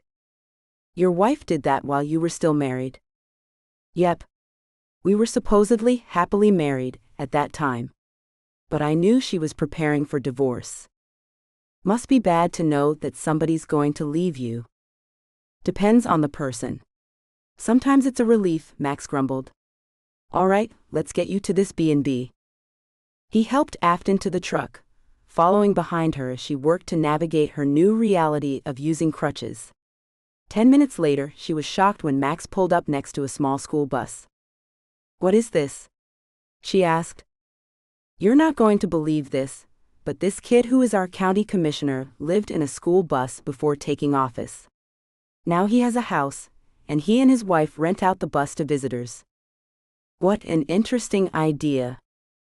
I thought it was silly at first. The kid was in prison for a while. When he came out, it was too expensive to buy land in Friendly. He decided to take an old school bus and turn it into a home. The people that own the little cabin you're staying in, Stacy and Tyler, gave the bus to him. He turned it into a little apartment for himself. I'm a little intrigued, but I feel like it'll be hard to get around on crutches in a school bus. Well, it's small, and everything will likely be within reach or a few steps to get to. I think that's what Lorna was thinking. It's not ideal, but you'll be able to reach everything without moving much. And people will come and check on you. But I don't know anybody who's going to come and check on me. Max narrowed his eyes and growled. Obviously, I'm going to come and check on you. You are? Yes. You don't seem to know how to take care of yourself. Somebody's got to do it. Afton felt anger rising in her throat, but decided not to respond. She did, after all, probably need somebody to check on her. There's no way she was going to be able to put weight on her foot or her bad arm for at least the next couple of days. 7. Max helped Afton navigate out of the passenger seat. As he helped her onto the crutches, a woman with 2 fuzzy ponytails came out of the small house behind the bus. Ma'am, this lady needs a place to stay, Max said. Hello. Welcome. Max, we haven't formally met. I'm Jada Leader, she said, holding out her hand.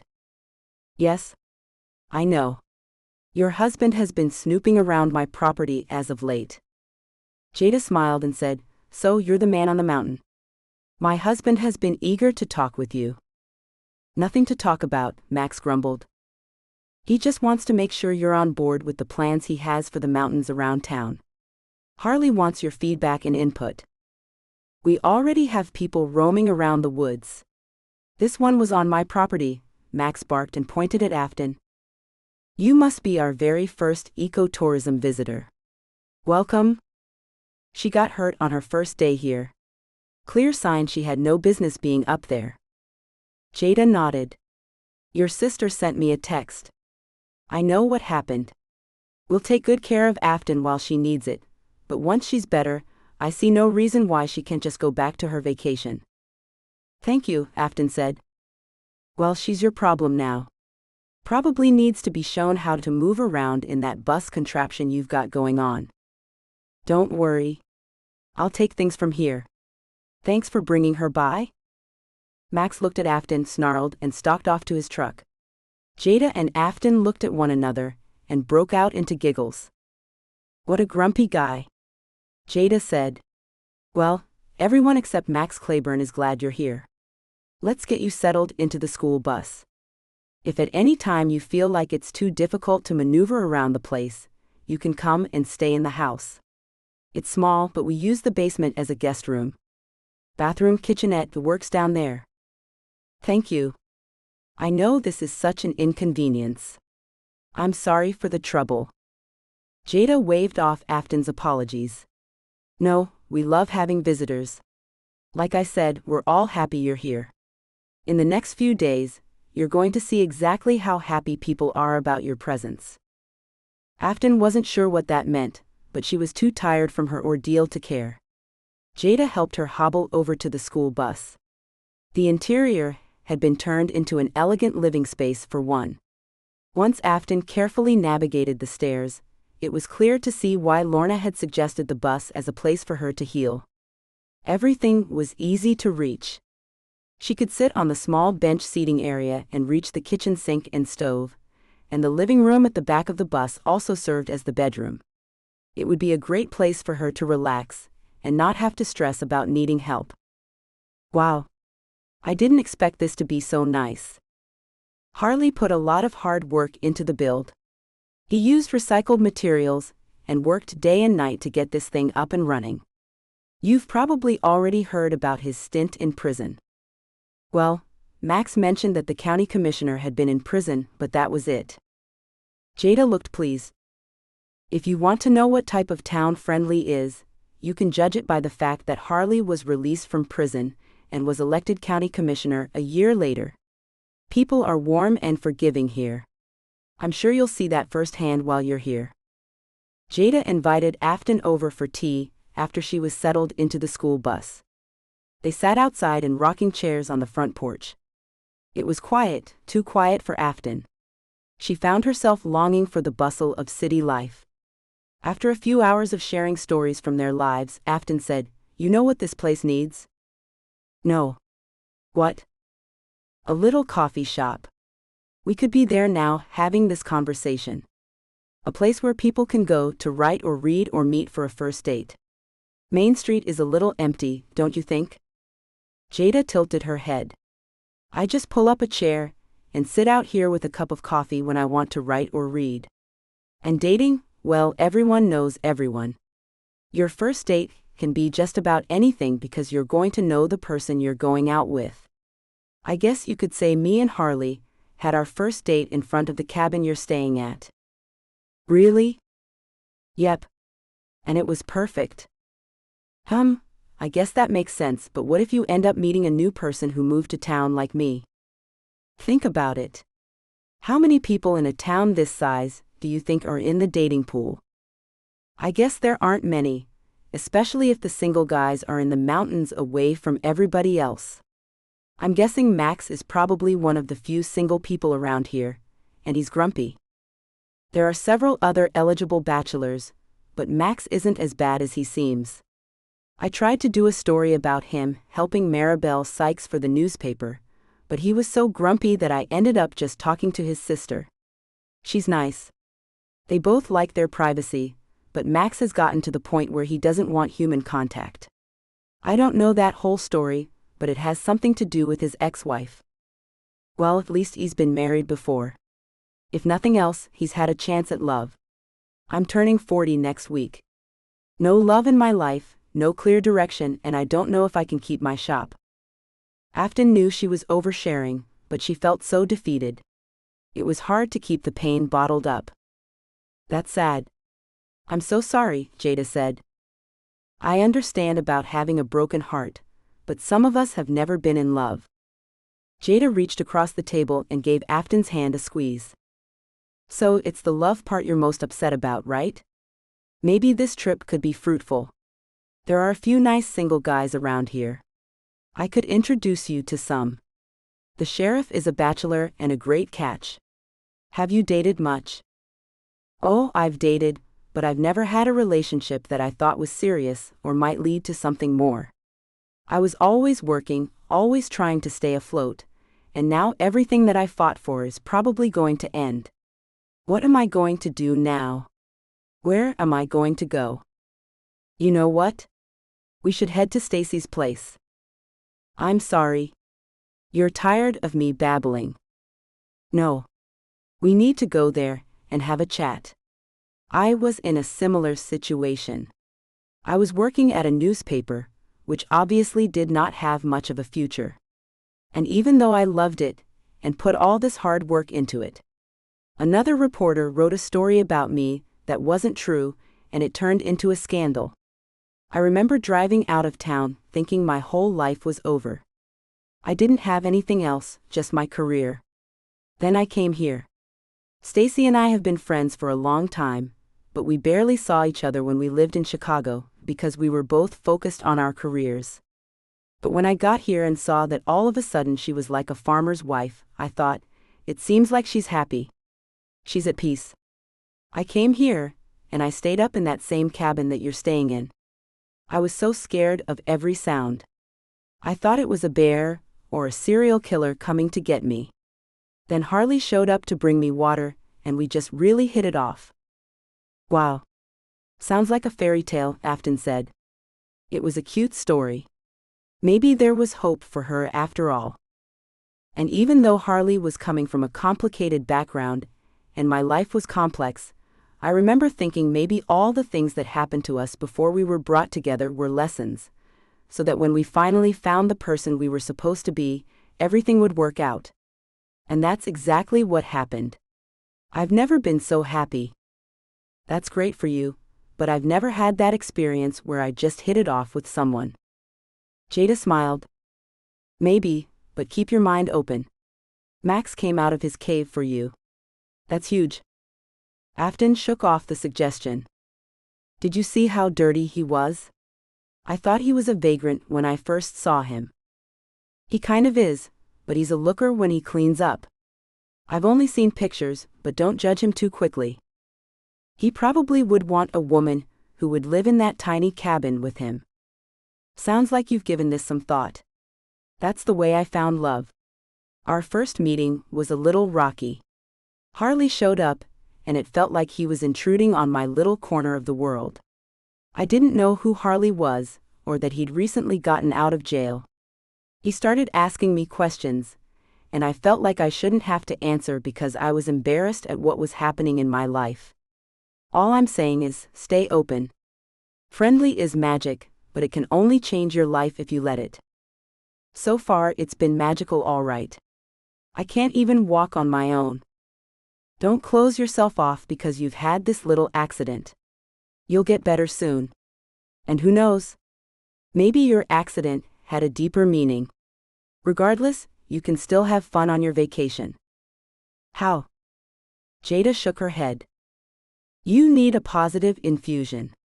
Let's head to Stacy's. Stacy was sitting in a rocking chair when Jada and Afton arrived. I just got off the phone with Lorna. Come on up, Stacy said. Afton hobbled out of the car with crutches. I had a little accident. Do you need to stay here until you're better? We've got that room ready. No, she can stay in the bus. Max Clayburn brought her over and we'll get her settled after we leave here, Jada said. I'm very sorry you got hurt, Afton. You two want some iced tea? We are here for a quick cheer-up. You're Mrs. Positivity, so I thought I'd bring her over so you could tell her about the magic of Friendly. Stacy smiled. This place is magic. Jada is speaking the truth. I also want you to tell Afton why we don't need a coffee house. We have this, Stacy said, holding her arms out. All you need is coffee and a porch. That's all the coffee shop Friendly needs. Jada helped Afton up the stairs and into one of the rocking chairs. Stacy offered them drinks again, which they refused, and the three women sat down. I guess Jada has told you about her story of coming to Friendly to escape life back in Chicago. Yes, and she said you did the same thing. True. I never thought I'd be sitting here on this porch, living the life of a pregnant ranch wife, but boy do I love it. Afton has a business back home that she's fought for. She got the career before everything lecture, at some point. I think she just needs to unwind, spend a few days around Friendly, and then she can go back to the cabin. What do you think we should do while she's injured? Lorna told me Max is going to help Afton out when she's at the cabin. After you're better, I say go back to the cabin, make sure you're stocked up on everything and relax. No more hikes alone in the mountains. Enjoy the peace of it. Max can come in and check on you every day, and I'll send Tyler up to make sure you have everything you need. I might be having a baby any day, so I probably won't make it up there, Stacy said, rubbing her stomach. Word travels fast. Yes, but we just want to take care of you. Lorna said you were kind of upset, and Max was his usual surly self. We just want to make sure you enjoy your stay in Friendly. I appreciate that, but I feel like everything is ruined now. Stacy smiled and said, you'll be here a little while. I suggest you and Jada head off to the Friendly Valley Museum. Learn about the town and have dinner at Hometown Heroes. You'll get to meet some of the colorful characters around town, and you'll be able to try some fine cuisine.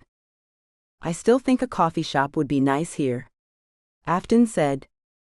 Trust me, we don't need a coffee shop, Stacy remarked. Let me tell you a story.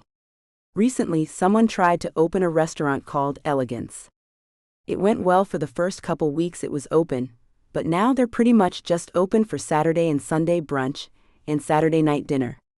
They're right in the back of Hometown Heroes, so they don't have a bunch of separate bills, but if they did, the place would be shuttered. We really don't need anything other than Hometown Heroes. It's a place where the entire town meets. I know that sounds crazy if you're from a place where there are hundreds and thousands of restaurants. So I understand how you're thinking, but we don't need that here. You'll also find that people don't want it. She's been here too long, Afton thought.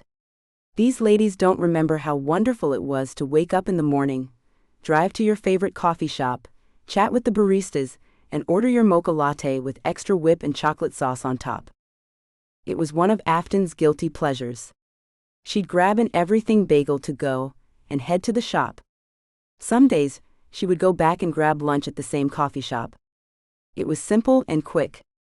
If she lived in Friendly, she wouldn't want to have to stop at Hometown Heroes every time she wanted a bite to eat. It was a sit-down restaurant. She couldn't imagine anything fast happening there.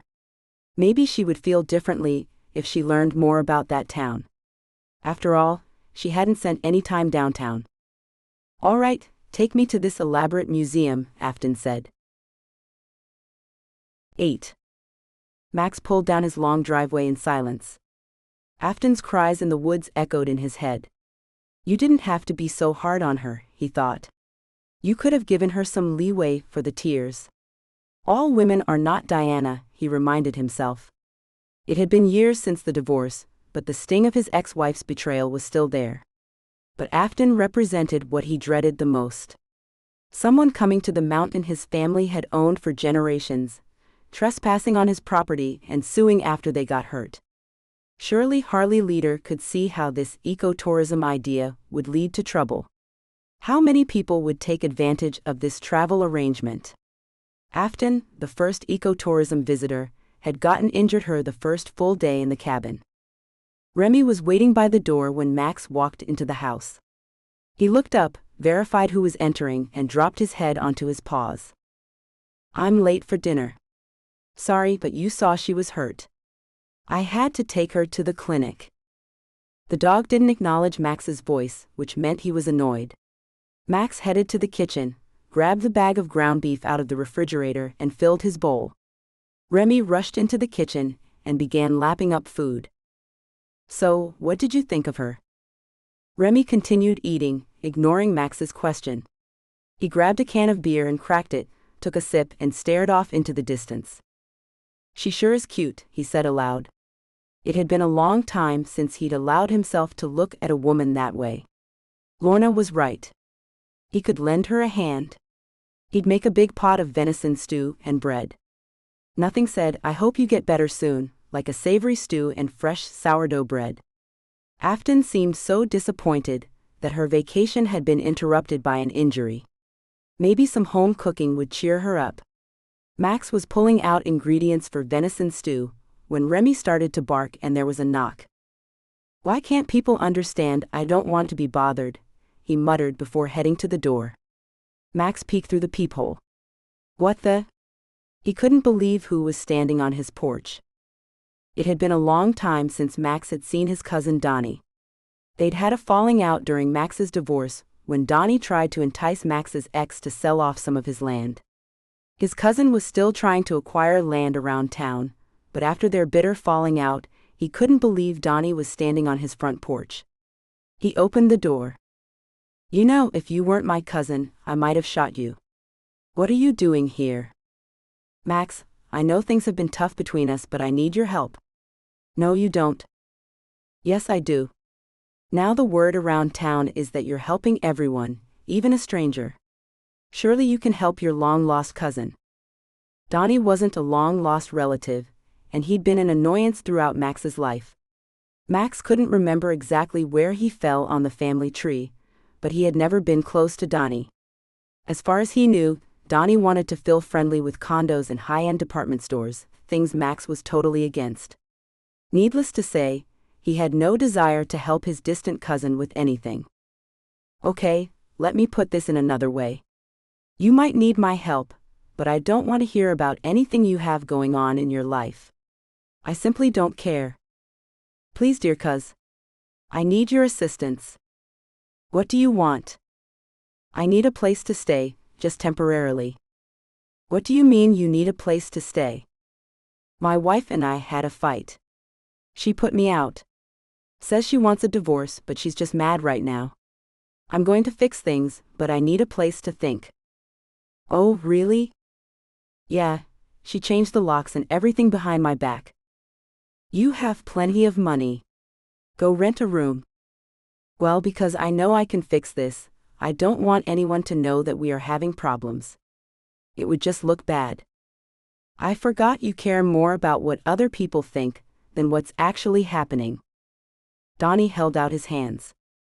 You're right. But I need you. Please help me. I don't have a place for you to stay. Come on. I'm willing to pay you a lot of money to stay in one of the cabins on the land, and after all, it is our family's land, right? It's my land now. Land that you tried to steal from me and Lorna. I think that supersedes the family bonds. It was a mistake, and I'm sorry. Please. No, I'm not doing it. Listen, I know you're working hard to preserve the family's land.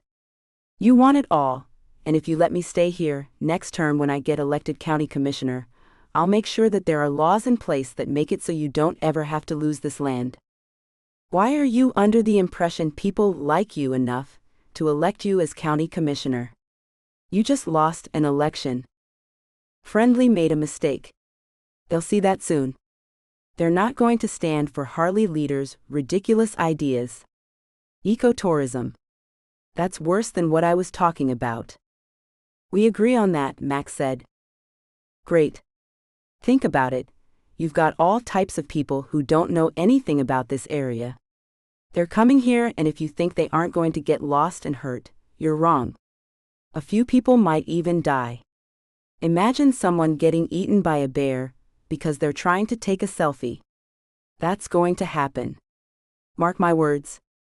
These folks from the city don't know how to live out here. They need to stay at Airbnbs, the Ritz-Carlton, or wherever they go on vacation. If that doesn't happen, they're going to be here, suing us. Max didn't like Donnie, but he was right. If bringing outsiders into Friendly was Harley leaders' agenda, Max would do anything to get rid of him. You watch. It would be better to have people come to live here or have rental properties, maybe little condos in town. They get to experience a former mining town, but they also go home. Having them out in the wilderness, which they don't understand, is dangerous. Max thought about it. Donnie was right. What type of laws were in place to prevent people from suing Friendly if they were injured? Could Afton come after the town? What type of paperwork had she signed for this trip? Well, Donnie, you've got a good point there. We actually had our first ecotourism visitor injured today. I found her on my land and took her to the clinic. See? That's what I'm talking about. Now, I know you and I have not always seen eye to eye, but I think we can work together on this. No offense, Donnie, but you should probably work on your marriage. Listen, she's not going to divorce me in the long run because she would lose a lot of money. You already know our family is smart enough to beat divorce raps. I have a cousin who can defeat any other divorce attorney. Donnie winked at Max. He folded his arms over his chest and looked away. All right. Here's the deal, Donnie. You've got a week to get yourself back into that house. You can stay in one of the places, far away from me, on the edge of the property. Maybe that little old cabin, the one that my great-grandpa used to go to when he and great-grandma had a fight. The worst cabin on the property? Hey, take it or leave it. Actually, I'll take it. Great. While you're there, fix up the place. Why? Donnie asked. I've got an idea. What is it? None of your business. Just work on the place while you're there. And stay out of my way. Nice doing business with you, Donnie said, holding out his hand. It's not a business deal. That's where you're wrong. Everything's a business deal. Main Street in Friendly was little more than 4 streets, 2 on each side of the road. The museum was in a small cabin, 2 buildings down from the claims office. Afton was excited to see what the place had to offer. Mrs. Leader, to what do I owe the pleasure of you 2 lovely ladies stopping by my humble abode? A man dressed in a jean coveralls greeted them at the door. Hey, Jessup. You know I'm still just Jada. Well, you're a man's wife now. I want to be respectful. Come on. We go way back to when I was just a visitor in Friendly. Call me Jada. Yes, ma'am, he said, smiling and throwing his arms up in defeat. And who is our visitor? Afton Murray. I'm in town for a visit. Well, you've come to the right place. This is the best place in town. Jessup adjusted his wireframe glasses and gave Afton a wink. Welcome to the Friendly Valley Museum. What brings you two in today? You know, I've lived in this town for months and I've never been here. So I figured this would be a great place to visit. Afton wants to learn more about our wonderful valley, so Stacy suggested I bring her here. Mrs. Bennington sure is a gem. She is always sending people my way. Well, let's get started. Jessup Reed led them through the narrow hallway of the cabin-turned-museum. The place was small but stuffed full of pictures and trinkets from Friendly's history. Afton was impressed with how extensive the collection was. Let's start at the beginning. Friendly was a mining town that wasn't supposed to be. People came through the land looking for gold and other minerals, and found nothing. It was declared that there was nothing to see in Friendly.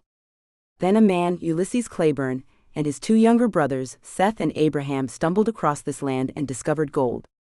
They staked a claim and started the town of Friendly. Clayburn? Is he any relation to Max Clayburn? Jada asked. Yep. Max comes off Seth's line. Afton and Jada looked at one another. The grumpy man on the mountain was related to the founders of the town. Interesting fact, Afton thought. That partially explained why he was so overprotective of his land, but he still was grumpier than he needed to be. The Clayburn boys lost their parents during the Civil War. Their father died in the Battle of Shiloh, and their mother died of an ailment. No one is sure of what it was, but she was doing her best to manage their farm in northern Kentucky when she didn't wake up one morning. Some say she died of exhaustion, but whatever the case, the three boys had one goal, and that was to keep the family together. They headed for California for the gold rush. The youngest brother, Seth, broke his leg halfway through the journey. The brothers set up camp in the mountains above present-day Friendly. They hunkered down, letting the little brother's leg heal.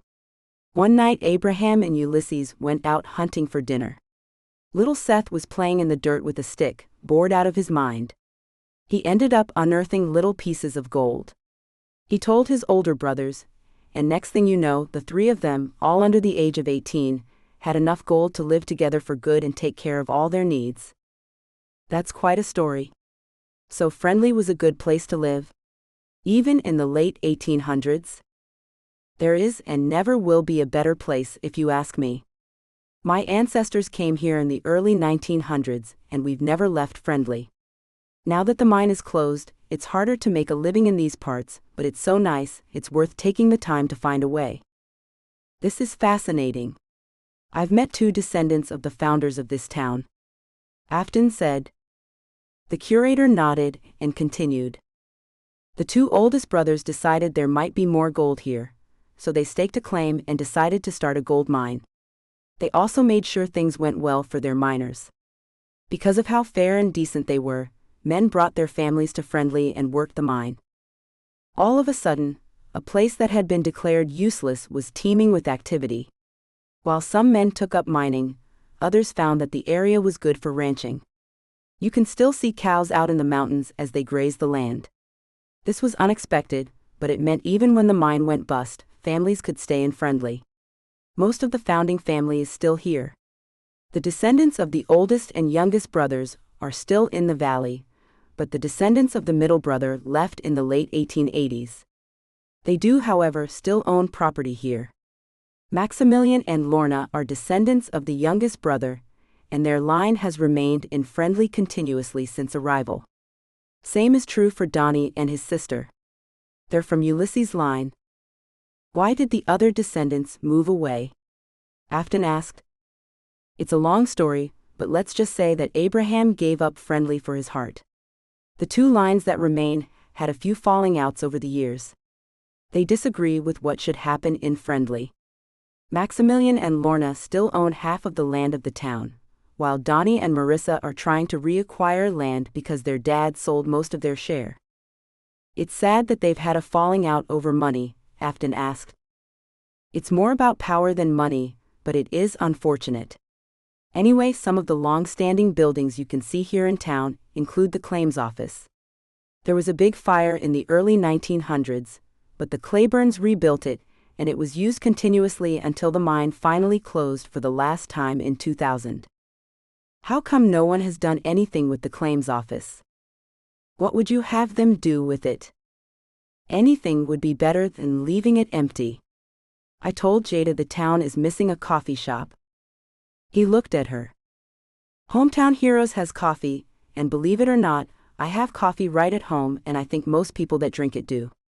What's the point of this coffee shop again? It's a place where people can meet and talk, or maybe digital nomads set up shop when they pass through Friendly. They'll spend money here and stay for a few weeks and then move. The town would not be changed, but you would get revenue from travelers. You do have a point about tourism.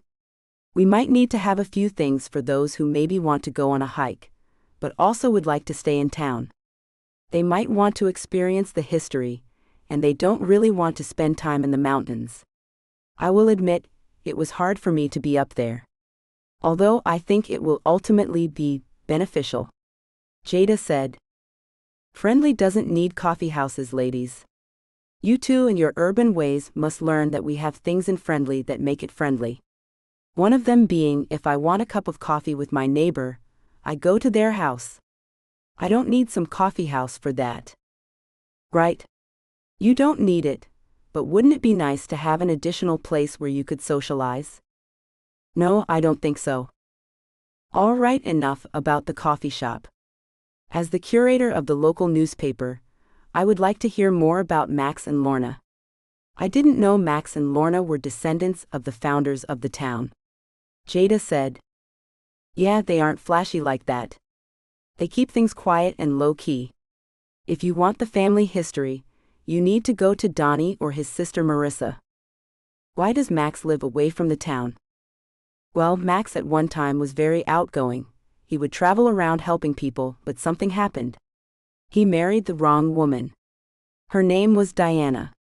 She'd been estranged from her family when she married Max, but right before the discovery, Diana reconciled with her parents.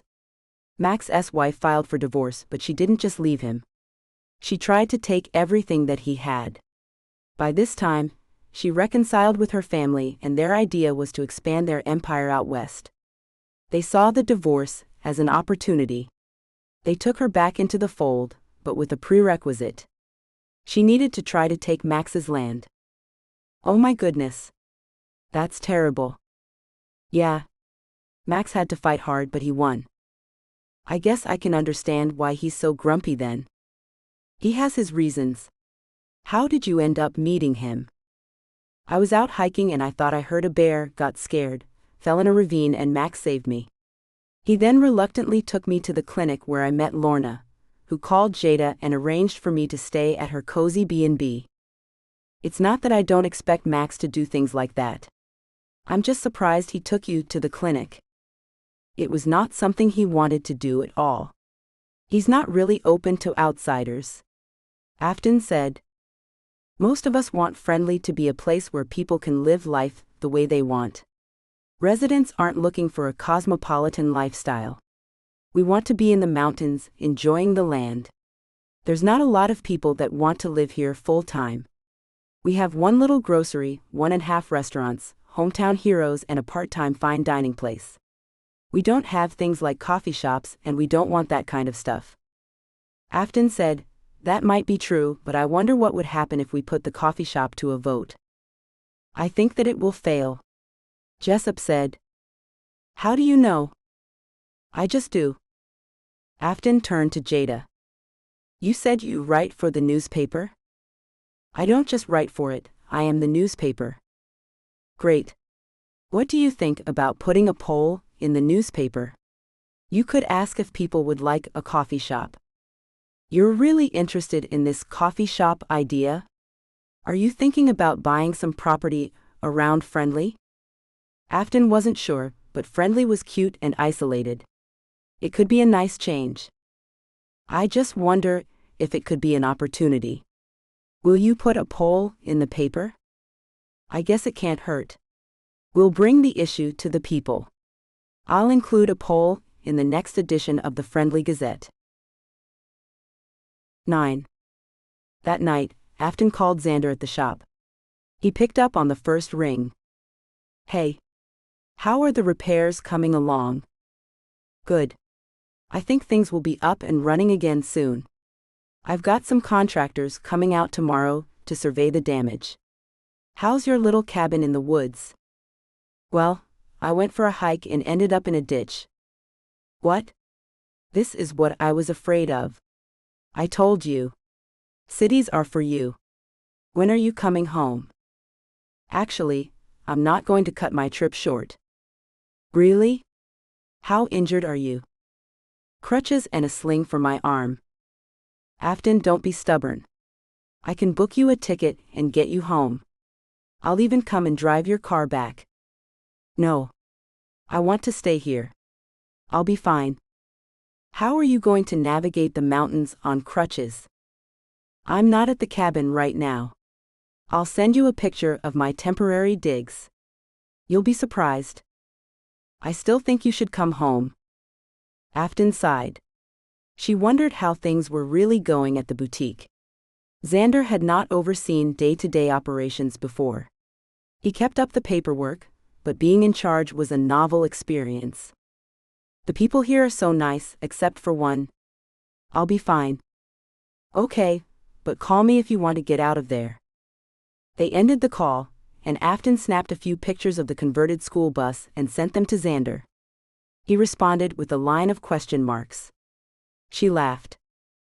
Afton, it's a school bus that's been converted into a little home. Xander, swanky but weird. Afton, but also cozy. Xander, if you say so. Remember, I'll come and get your car if you need me to. You could come home and heal. He really wants me back home. No, I'm going to let him deal with the business for once. Afton thought. She spent the next few days in the school bus recuperating from her injuries. By the third day, she felt like she'd met most of the people in town. Some stopped by just to see how she was doing, while others brought home-cooked meals. She was thoroughly impressed by the level of hospitality she experienced in Friendly. The locals were charming and seemed enchanted to have a visitor who needed help getting around. Friendly flooded Afton with care and comfort. On the final day of Afton's stay on the school bus, a woman showed up with a blueberry cobbler. I'm Mrs. Bennington. My daughter-in-law told me you got injured in the old cabin. I heard that you were in town and on the mend, so I thought I'd make you a cobbler. I use fresh blueberries from our property. Oh, thank you so much. I haven't had a fresh cobbler in years. Now I know you're probably not going to be up and around too much, but I used minimal sugar for this recipe. The blueberries are very sweet on their own. That was very thoughtful. Thank you. Afton said. Sure thing. Are you getting along okay? If you need anything, just let someone know. Jada told me you were going to be heading back up to the cabin. I want you to know that a lot of people have offered to check in on you, but Max Clayburn told his sister he'll stop by every day once you're back up there. Mrs. Bennington smiled and winked at Afton. Max? Are you sure? Positive. Guess you made an impression on him. Keep in mind that his bark is worse than his bite. He's a good-hearted man. He's helping a young lady right now fight a deadbeat guy who is trying to take her child out of spite. If not for Max, I think the poor girl would have lost her son. The man she's fighting has much more money at his disposal than she does. Oh, that's really nice. Afton said, shocked. You didn't expect that from him, did you? Honestly, no. He's a little gruff. Yeah, it's one of those things where he had his heart broken and he's taking it out on everybody else. Poor man doesn't accept that there are second chances in this world. I think he just needs somebody to help him realize it. But anyway, we're all here to help. Max couldn't believe that he was standing outside of the county commissioner's office. He'd put on a suit and tie, and had brushed his hair before shoving his Stetson on top, and grabbing his laptop on the way out the door. He'd spent the previous night investigating the ecotourism plans Harley Leader had put together. While it was clear Harley had consulted lawyers to draw up the paperwork, Max saw some concerning holes in the way the business was set up. He intended to bring them to Harley's attention, and hopefully shut down the ecotourism idea. "Maximilian Clayburn," Harley said, opening the office door. "It's an honor. I'm so glad you came to see me." Max nodded. "I know that you've been worried about the ecotourism project. Lorna has conveyed your concerns to me. How can I help?" Max sat his computer case on Harley's desk, opened it and took out his laptop and several folders. He unlocked the screen and turned the computer around to face Harley. "Your first ecotourism guest was injured on my property. Technically, she was trespassing even if she didn't know it. I've got the paperwork pulled up here, and I don't see a clause that addresses this situation.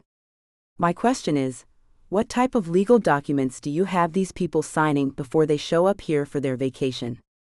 I hope it's more than what I found on the website." Harley pulled the laptop closer and studied the screen for a few seconds. "Well, we had the state attorney general look at the paperwork. I wouldn't have started anything like this without consulting a legal expert. He said it was fine. I don't think there's enough protection here to keep us from being sued. Imagine if Friendly ends up in litigation because someone who doesn't know what they're getting into comes here, gets seriously injured, and sues." Max watched Harley's brow crease. Clearly, he was considering this argument. Good, Max thought. That's an important question, Max. I let the lawyers handle the paperwork, so I'm not sure. I thought you'd say that. I have a proposal. How about you let me look over the paperwork? I can help figure out whether this is the best route to go for Friendly. The program is already up and running. I know, but when I came across a woman sprawled in a ditch on my land, it was scary. What if she tries to sue me?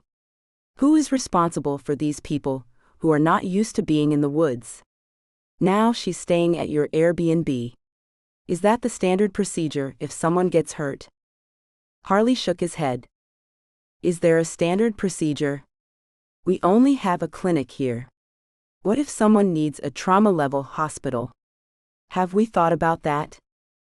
Hold on, Max, Harley said, holding up his hands. The whole town has been making sure Afton feels welcome. I don't think we have to worry about her suing, and while she did get injured, she's already hobbling around by herself. Let's not make a bigger deal of this than we have to. That's easy for you to say. You weren't the that found a stranger on your land. Max, I get what you're saying, and I'm totally open to you investigating the documents we had drawn up, but are you here because you think Afton is going to sue you? Or are you here because you don't want anyone else on the mountain? Max folded his arms. This is all business. We need to be sure. This lady seems relatively nice, but if you keep this up, there's no guarantee everyone who comes through those doors is going to be like that. There is a chance you can get some people who might lodge a lawsuit if something bad happens. You're right. I'm happy to hear any adjustments you think should be made. All right. I'll look over everything and tell you what I think. Reasonable, Max thought. I bet I will have this ecotourism thing killed within the next few weeks. Max spent the next few hours at Maribel Sykes' place, talking with her and Blake about the custody case. The court date had been pushed back twice, but Max thought things would proceed as planned this time. He wanted to make sure she was ready. This should be a slam dunk, but if it's not, just know that I'm on this until we win. He told her. Thanks. It means a lot that you're doing this for us, Blake said. Max nodded and headed for his truck. He waited a moment before getting in, debating the question that had been on his mind since he'd headed to town that morning. Should I go see her or head home? Max wondered. There was an urge to rush back to his home, but he also was curious about how Afton was doing. He turned onto Main Street. After a moment of hesitation, Max continued straight towards the mountain road before turning and heading in the direction of Jada and Harley's place. I probably should take something, he muttered. Max had been out all day, so he decided to stop by Hometown Heroes and pick up a couple of burgers. It was late afternoon and the place looked empty. Max figured he could get in and out without being seen by too many people. But as luck would have it, he ran into someone he couldn't just grump his way out of talking with. Max, it's good to see you. You going to join us for Raspberry Fest this year? Tyler Bennington, one of the people who made Friendly the type of town Max might want to live in if he was into living amongst people, asked. I don't get out much these days, Max mumbled. Hoping we can change that. Hey, why don't you stop by for a minute and meet my wife? I'd invite you over for dinner, but Stacy is due any day now. You know we're having a girl? Max nodded. Lorna kept him in the know. I've got to get back to Remy, my pup. He gets lonely up there when I'm gone. Tyler had smiled and held out his hand. Next time then? Max gave him a handshake, hoping that would end the encounter, but it didn't. Instead, Tyler told him about all the great things Friendly had going on and invited him to several events. Friendly needs all the people that love the place to fight for its existence. Max nodded. Sir, your food is ready. He didn't recognize the face behind the counter. Max never thought there'd come a day when he couldn't place a face in Friendly. The town was small enough to know everyone by sight, but that was only true if you didn't isolate yourself from everyone. Congratulations on the marriage and the daughter, Max said to Tyler before heading to the counter to pay for his food. He rushed out to his truck before Tyler could say anything else. 10. Afton was sitting out front when Max pulled up. A worried look came over her face, but once her gaze met his, a wide smile spread across her face. He parked and waited a moment, noticing that his heart was beating fast. What do I say? Hey. Afton said, grabbing her crutch and heading towards the truck. Stay seated. Let me come to you, Max said as he climbed out of the truck and grabbed the hamburgers. Thanks for coming by. Just was in town. In town? I thought you didn't go to town, Afton said in a playful voice. You keep this up, and I'm not going to feed you. Max tossed the bag of burgers onto the patio table Afton was sitting at. Feed me? I'm not a pet. Do you eat? Of course. Okay. Well, I have burgers. Afton looked at the bag. Thank you. I bought one for me too, but I understand if you need them both. She stopped rustling in the bag and said, Why would I need them both? Max held up his hands. I'm not saying anything about your weight or anything like that. I just don't know what you're getting to eat around here. Jada served me French toast and scrambled eggs for breakfast. I also have a bunch of other items from people around town. Friendly is such a nice place. I guess I underestimated the accommodations here. So, I just wanted to come by and see how you're getting along. I'm glad I didn't go home. I think it'll be good to go back to the cabin tomorrow. This time I promise I won't wander onto your land. Max shrugged his shoulders. Afton seemed so relaxed and playful today. It made him uncomfortable and slightly happy, all at once. Remember, I'm a lawyer. I haven't filed paperwork yet, but be on the lookout for the lawsuit. She laughed, pulled one of the burgers out of the bag and held it out to Max. You're going to eat with me, right? He took the burger and sat down. Afton pulled out the other burger and unwrapped it.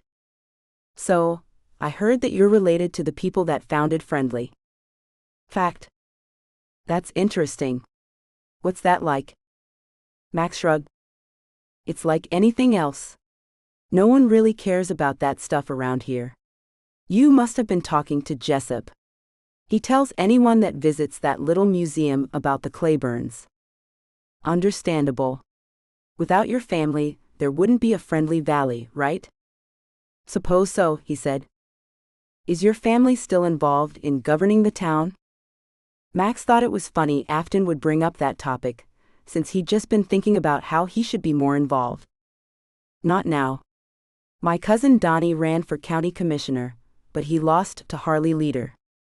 My dad hasn't ever been interested in being in government, but my grandfather was county commissioner for years, and Donnie's father was the mayor for a short time when I was a kid. Interesting. I would want to be involved. It's like this is your family's town. I didn't say I didn't want to be involved. But you aren't right. Max took a bite of his burger and pretended that he hadn't heard the question. Or are you involved? He finished chewing and said, I'm not going to be judged for my decisions. No one's judging you. I'm just saying that it's odd that you live here and you aren't more involved. Max had been thinking the same thing lately, but it stung to have some stranger commenting on his lack of involvement. Can't we just eat in peace? Afton folded her arms.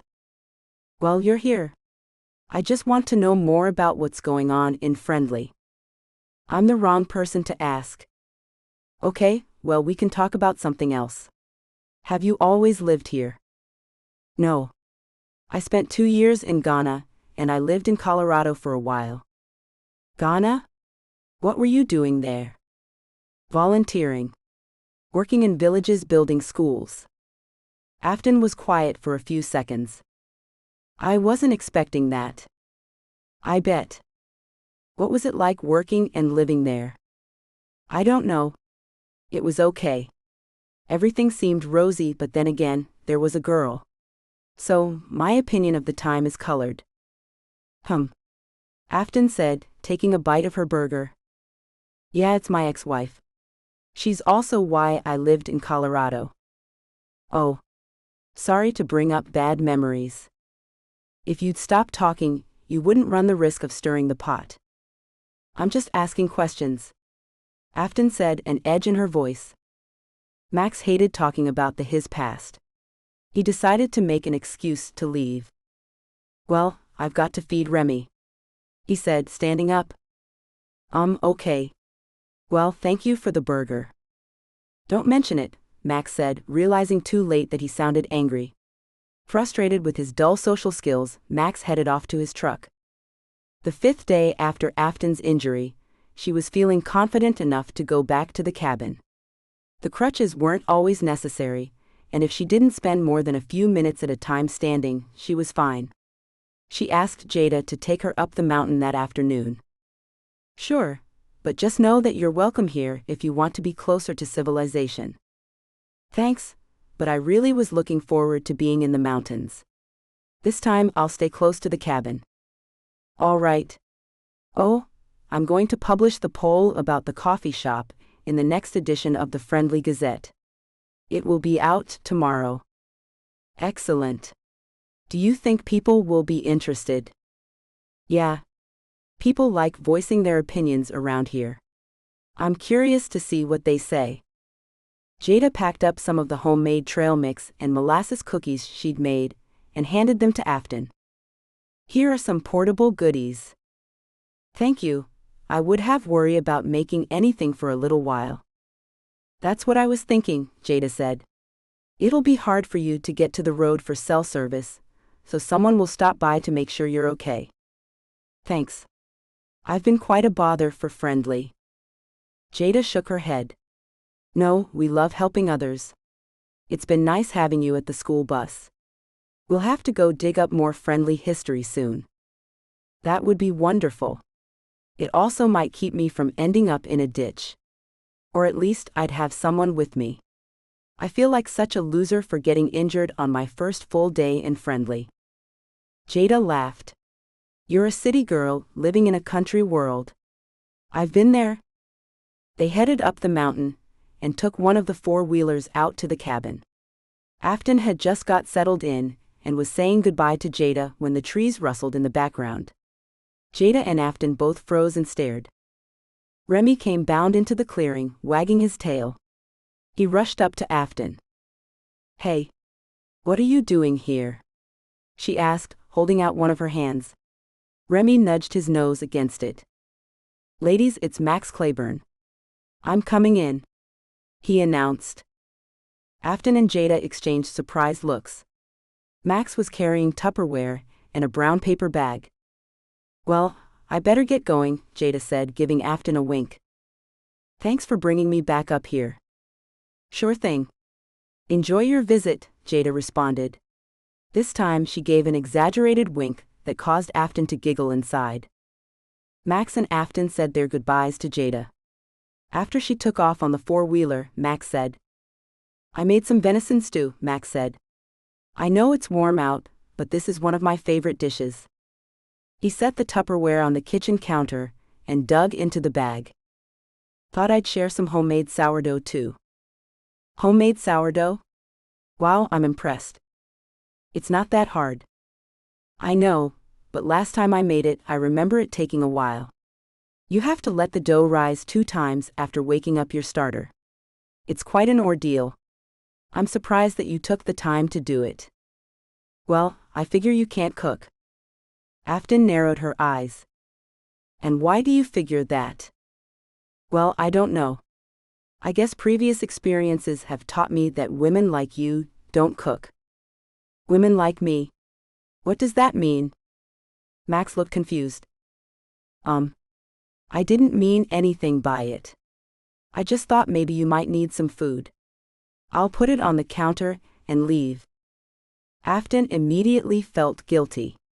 Yes, the guy was a little rough around the edges, but he had brought her stew and homemade bread.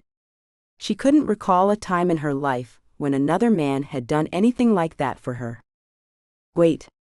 Before you go, I was wondering if maybe you'd like to have some tea." Max stopped and stared into her eyes. "I could have tea." "Great. We can sit out here, and you can tell me the story of your family founding the town of Friendly." One side of Max's mouth curled into a smirk. "Do you really want to hear about that?" "Yes. It's fascinating." Max shook his head, pulled up a chair and placed it in front of Afton. "I'll get the tea going. You can just relax. Keep weight off your foot." The tone of his voice relaxed her. Afton decided to take him up on the offer. She sat down and Remy laid his head in her lap. "You're getting pretty familiar with me," she said. He held out one of his paws for a shake. Afton obliged and laughed, realizing that it had been years since she'd spent time with a dog. Max returned with 2 mugs of tea and a small platter with dollops of honey.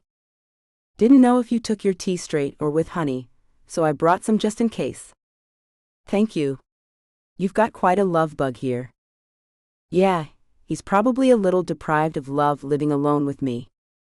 They both chuckled. "Thanks again for the food. I know it's time-consuming to cook." "Well, that's the kind of stuff I like to do at times. People always think they don't have enough of it, but that's because they put an emphasis on the wrong things." "Yeah, you might be right about that," Afton said, thinking about all the time she'd spent at the shop. What if she had taken some of that time and lived a little more? "Since I have to see you every day, you might as well tell me about yourself," Max said. "Oh?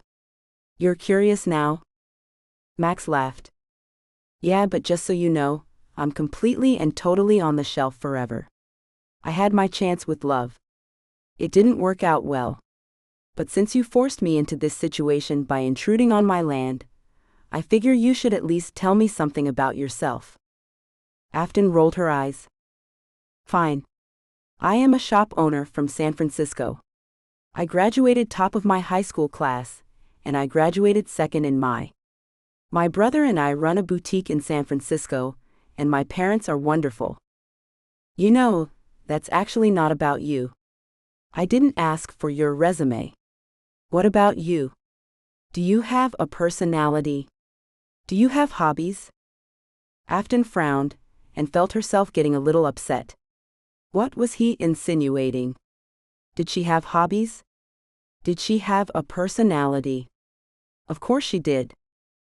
"I guess like to go hiking." "Where?" "In San Francisco. You certainly didn't look like a hiker. I saw you out there in the woods. You were terrified." "Hey, you know what? I have been hiking through Yosemite before. I'm no slouch either." Yeah, but this isn't California. Here you have to be tough to hike. It's not hard. I told you I thought I heard a bear. That's what you say now, but I bet you just scared yourself. Happens all the time, with people who aren't familiar with the area. That's not what happened. I heard something, and I'm pretty sure it was a bear. Max shrugged. Whatever, so what else do you do, Miss Hiker? I run a shop, she said again, realizing that she didn't have much in the way of hobbies to share. You made that your life's work? No, she said, but then she thought maybe. You know what I like? I like to take my laptop with me after work to a little coffee shop. I have a mocha cappuccino, extra whip with chocolate on top. I sit in the coffee shop and work. That's something Friendly is missing. It's not missing it. We don't want it. It's a great idea. It's a way to keep your town afloat. You're going to need some additions here. Some shopping would be great. If you could get one major retailer somewhere in town, I think you would attract more people. We don't want those type of people. What does that mean? City people. We don't want them. Well, anyway, what I am thinking is this town could use a nice coffee house. A few games to play. It could be a meeting place for people, and the claims office is just sitting there. It would be perfect for that type of thing. No way. No way what? No way you're doing anything with the claims office. You're not going to be able to buy it. Afton took that as a challenge. Are you saying I don't have enough money? You have no idea how well the boutique has done. I am sure I can get the money to buy the claims office. Today if I wanted to. I don't care how much money you have, you're not going to be able to afford the claims office. How do you know? You don't know anything about me. I know enough. I know what you want to do. You want to turn Friendly into some type of city, and then once we have all these people over here, there's all this crime and you want to pack up and leave, go to the next town. That's ridiculous. Man, you're so paranoid. I'm not paranoid, I just know what people do. But you're not doing it here. The claims office is off limits. Well, I don't think that you have a say in that. If I go look up the owner and they offer to sell it to me, it's becoming a coffee house. Here's the good news about that. I own the claims office, so as the owner here I am to tell you, you can't afford it, and I would never sell it to you no matter how much money you offered. I know what your plan is. Why don't you do something with the building? If you own it, why is it just sitting there vacant? It's not vacant. It's just not currently in use, but it's a special place. That's silly. There's nothing going on there that could be bringing in money. You would have more visitors if you had something to do downtown. Afton said. Friendly's downtown is a few blocks. There's a reason for that. Nobody lives in Friendly because of the downtown. We live here because we are away from any major city. We like it that way, so we're not looking to add more elements to our town. Do you understand that? Listen, you're going to have to make some changes if you want this town to survive. If you don't have things for them to do, people will leave. Again, there's plenty to do here. Cattle ranching, mountain climbing, cookouts, the rodeo, the fireworks, Christmas village, we've got everything going here. We don't need any of your ideas. You know what? I think I'm going to take my idea to the county commissioner, and maybe he can talk some sense into you. You can talk to whoever you want. In fact, I want you to because I want Harley Leader to come up to my door again, so I can explain to him I'm not going to be a part of these shenanigans to turn our town into a city.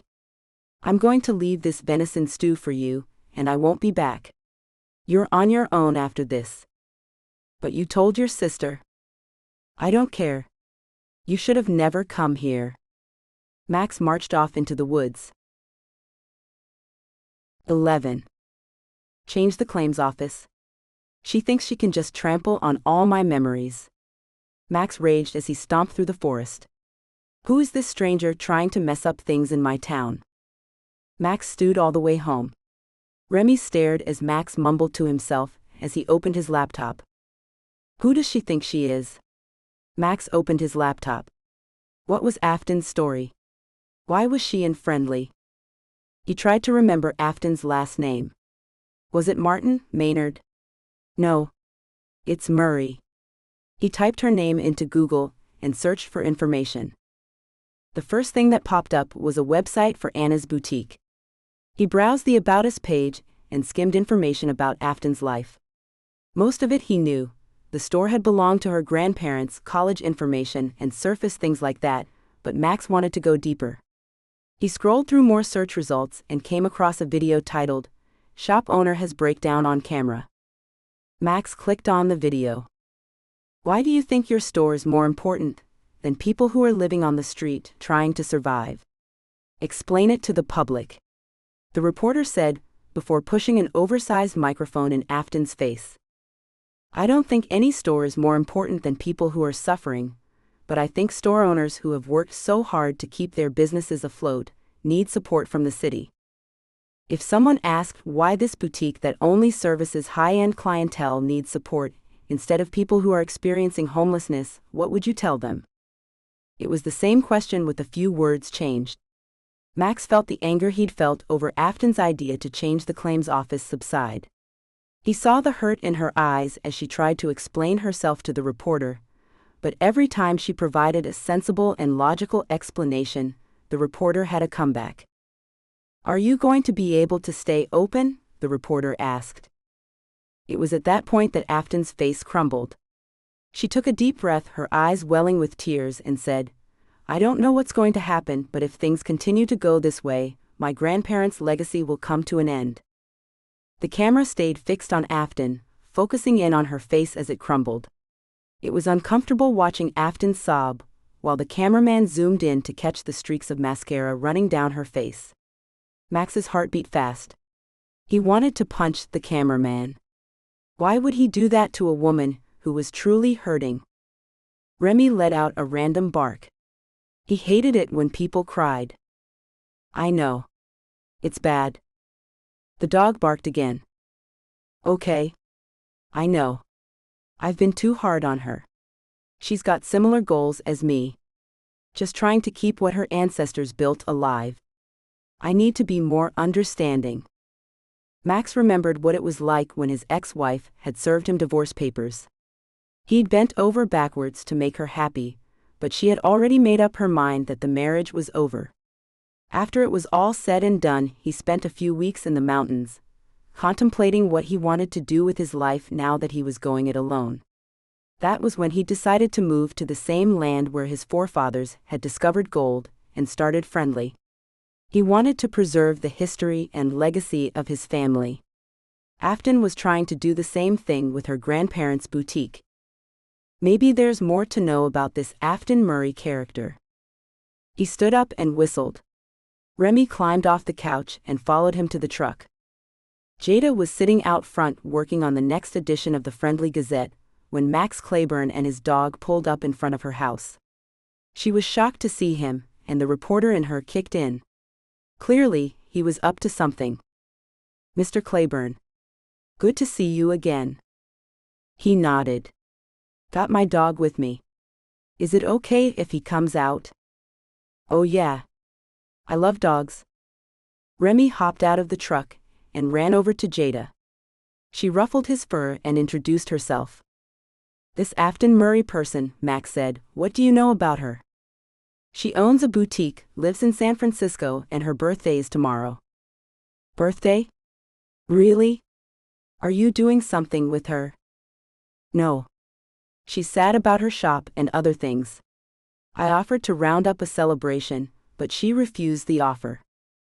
So what else do you know about Afton? She could use a friend. I got the sense that she's been all work and no play for far too long. The same was true for me, until I came to Friendly. There's magic in the air, don't you think? It was a special place. Max had lived other more elaborate places in his life, but nothing beat his hometown. There was something special about it. Have you seen the interviews from when her store was vandalized? Sadly, yes. I'm a reporter, so of course I looked her up. I really feel terrible for Afton. I think I'm going to do something for her birthday. Just because she's had some bad luck. First, she gets injured and then it's her birthday and she doesn't have any plans. She deserves better. Jada's ears perked up. I think she would really appreciate that. We want Afton to leave friendly with a smile on her face. So she doesn't have any plans? Jada smiled. No plans at all. Max nodded. And by the way, I think your husband is remarkable. He's really trying to save friendly. I don't agree with everything he wants to do, but I can tell he loves this town. Jada smiled. Harley is the best. 12. 40 years old, she thought as she looked at her phone. A few texts message had come through from her parents, brother, and her old college roommates wishing her happy birthday. While she appreciated it, Afton couldn't help but feel the sting of loneliness creep into her heart. At 40 she hadn't cultivated a life of close connections, and now she was paying for it. She would spend the day in a little cabin in the mountains, far away from the few friends and family members she had. Of course, it didn't matter. Most of her birthdays were spent at the boutique, working away her life. But she couldn't change the past. Instead, she would make the most of the present. Afton took the portable shower behind the cabin and washed off, put on her favorite light pink sundress and elegant white strap sandals, and sat at the little table inside the cabin. All dressed up and nowhere to go, but at least she looked good. After a light breakfast of trail mix and coffee, Afton considered her options for the day. Maybe she would go down to Friendly and walk around.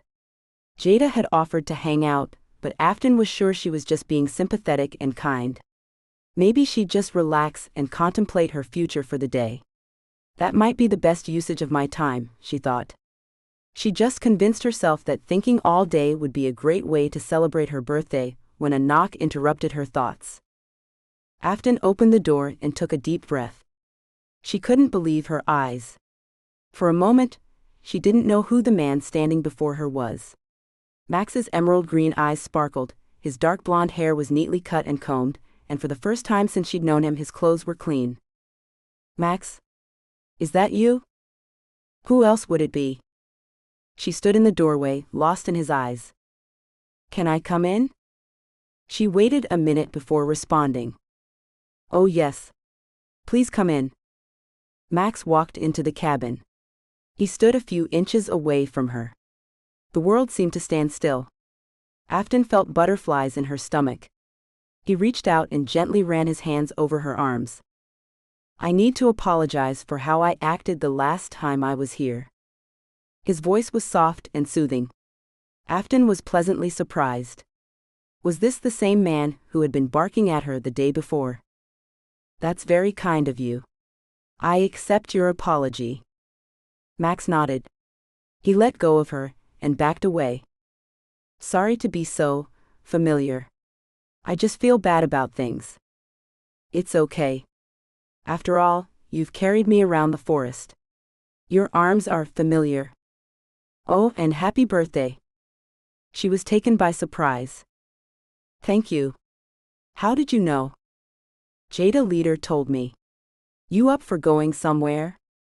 It took a moment for Afton to comprehend what Max had said. Still mesmerized by the gorgeous man standing in front of her, she muttered, Okay. In order to go, you're going to have to trust me, Max said. You okay with that? A nod was all she could muster. He reached into his back pocket and pulled out a red bandana. You're going to have to wear this. Afton felt a tinge of excitement mixed with a fair amount of fear. What is that for? She asked, letting out a nervous giggle. I want it to be a surprise. You're on vacation. Might as well play along with me. A smile slowly crept across his mouth. This was a side of Max she'd never seen. With his face just inches from hers, Afton imagined what it would be like to close her eyes, take one more step forward, and gently press her lips against his. Afton. Yes? Yes, you'll go along with my little game? His voice was light and playful. What did she have to lose? I've been at your mercy before. What's the harm of letting you be in charge one more time? Good choice. We know how reckless you can be. The two laughed before Max slipped behind Afton and tied the bandana over her eyes. Oh my gosh. What am I doing? She wondered, but kept the thought to herself. Max took her hand and placed his other arm around her shoulders, leading her out of the cabin. They walked for some time, long enough for Afton to lose track of time, but it must have been 20 minutes. Then, without warning, Max scooped her up into his arms.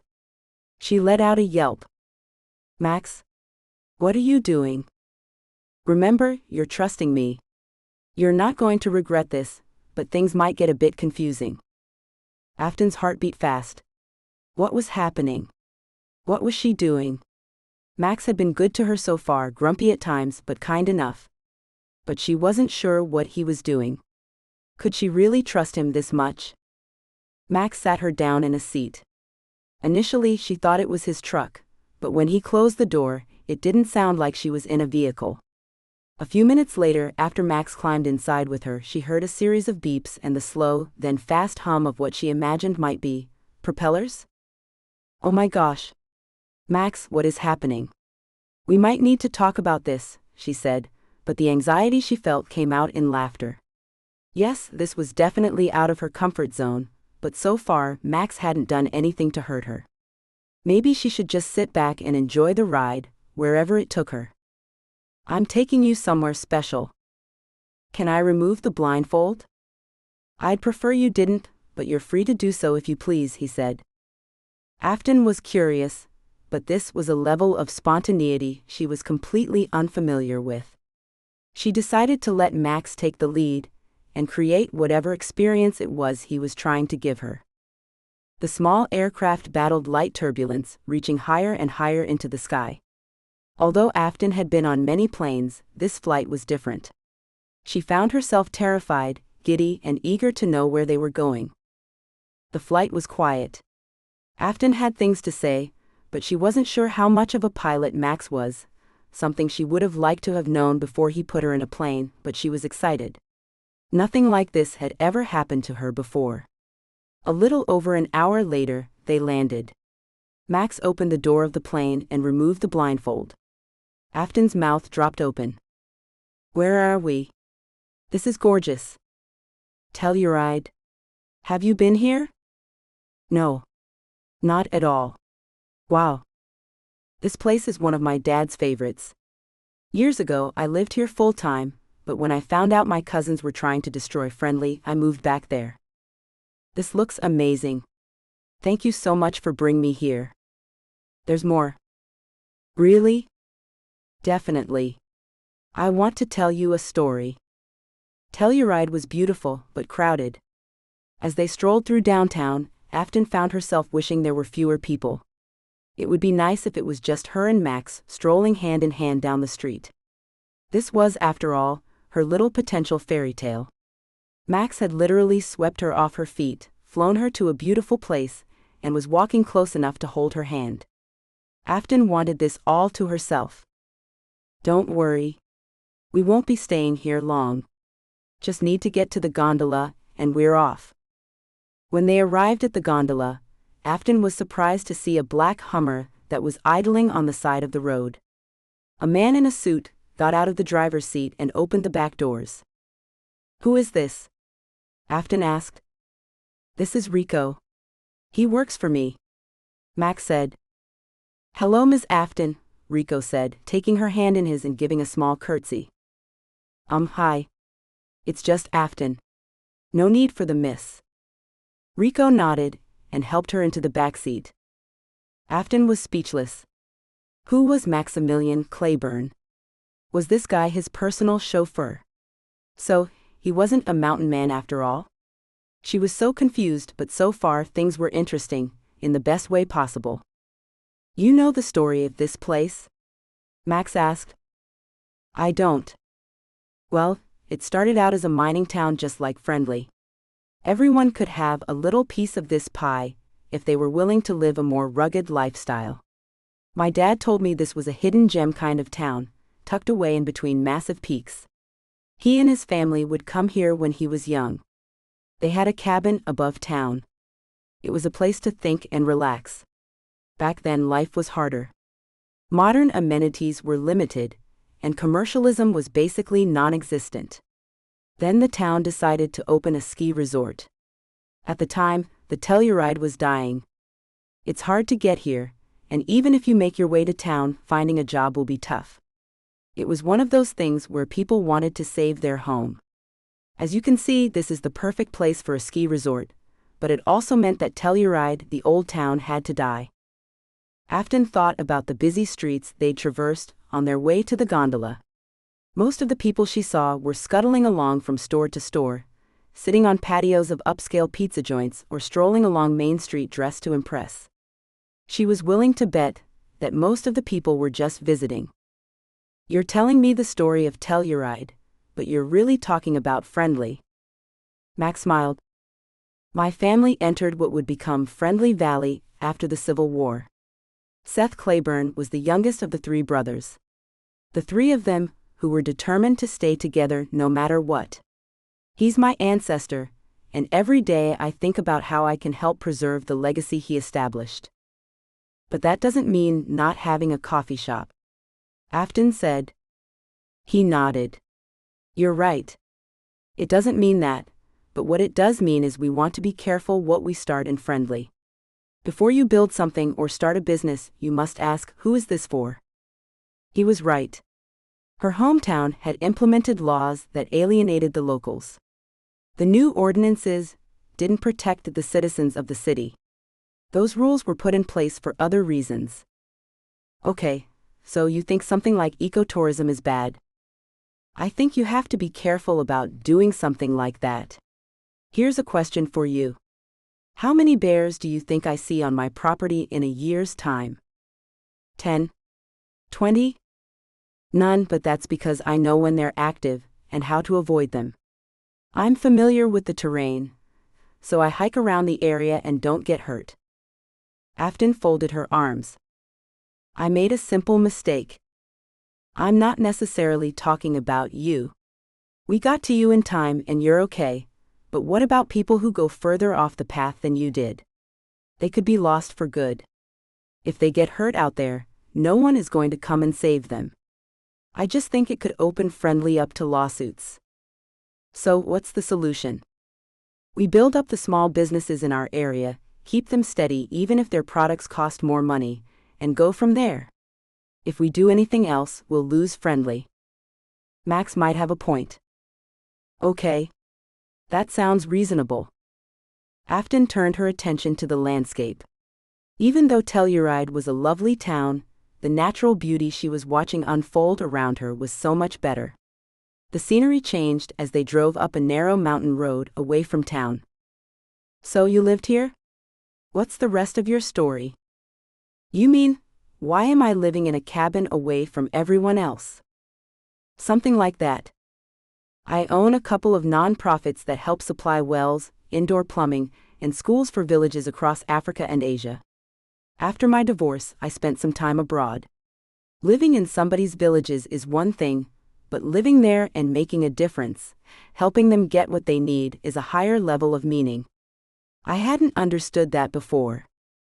I didn't expect that at all. You help upgrade villages? The indoor plumbing and wells, yes. But when I started talking about cell phones and computers, there was some hesitation. They were seeing things like cell phones cause a disconnection in some of their young people. They saw it as a potential threat to families, humanity, and the very essence of being human. So I came back with a renewed appreciation of how and why my dad didn't want to change Friendly. He protected the land our family owns because he saw where things were going. Just like the villagers I met in Africa and Asia, my father didn't want to change the culture of our town. Not only was it starting to make sense, Afton thought Max had a good perspective on development. She was in complete agreement. But as they pulled down a private drive to a massive mansion, her mouth dropped. Rico parked and opened the door for her. Afton took in the view. This place is beautiful, but this house. The front yard provided stunning views. Afton could see down into the box canyon from where she stood. She couldn't imagine how much this view and the house must cost. Max, who lived in the mountains and looked like a bum when she first met him, seems to be pretty well off. She was shocked he didn't live like a rich man. Very few people can afford something like this, she said. Right. This is what resort towns become. Full-time residents have a tough time living here because the cost of living is very high. If you have a property that you bought a long time ago, you're lucky, but there is still a chance the taxes will become overwhelming and you'll have to sell. A family of 4 making an average income can't move here. It's simply not attainable, which is sad because this is one of the most beautiful places I've been on Earth.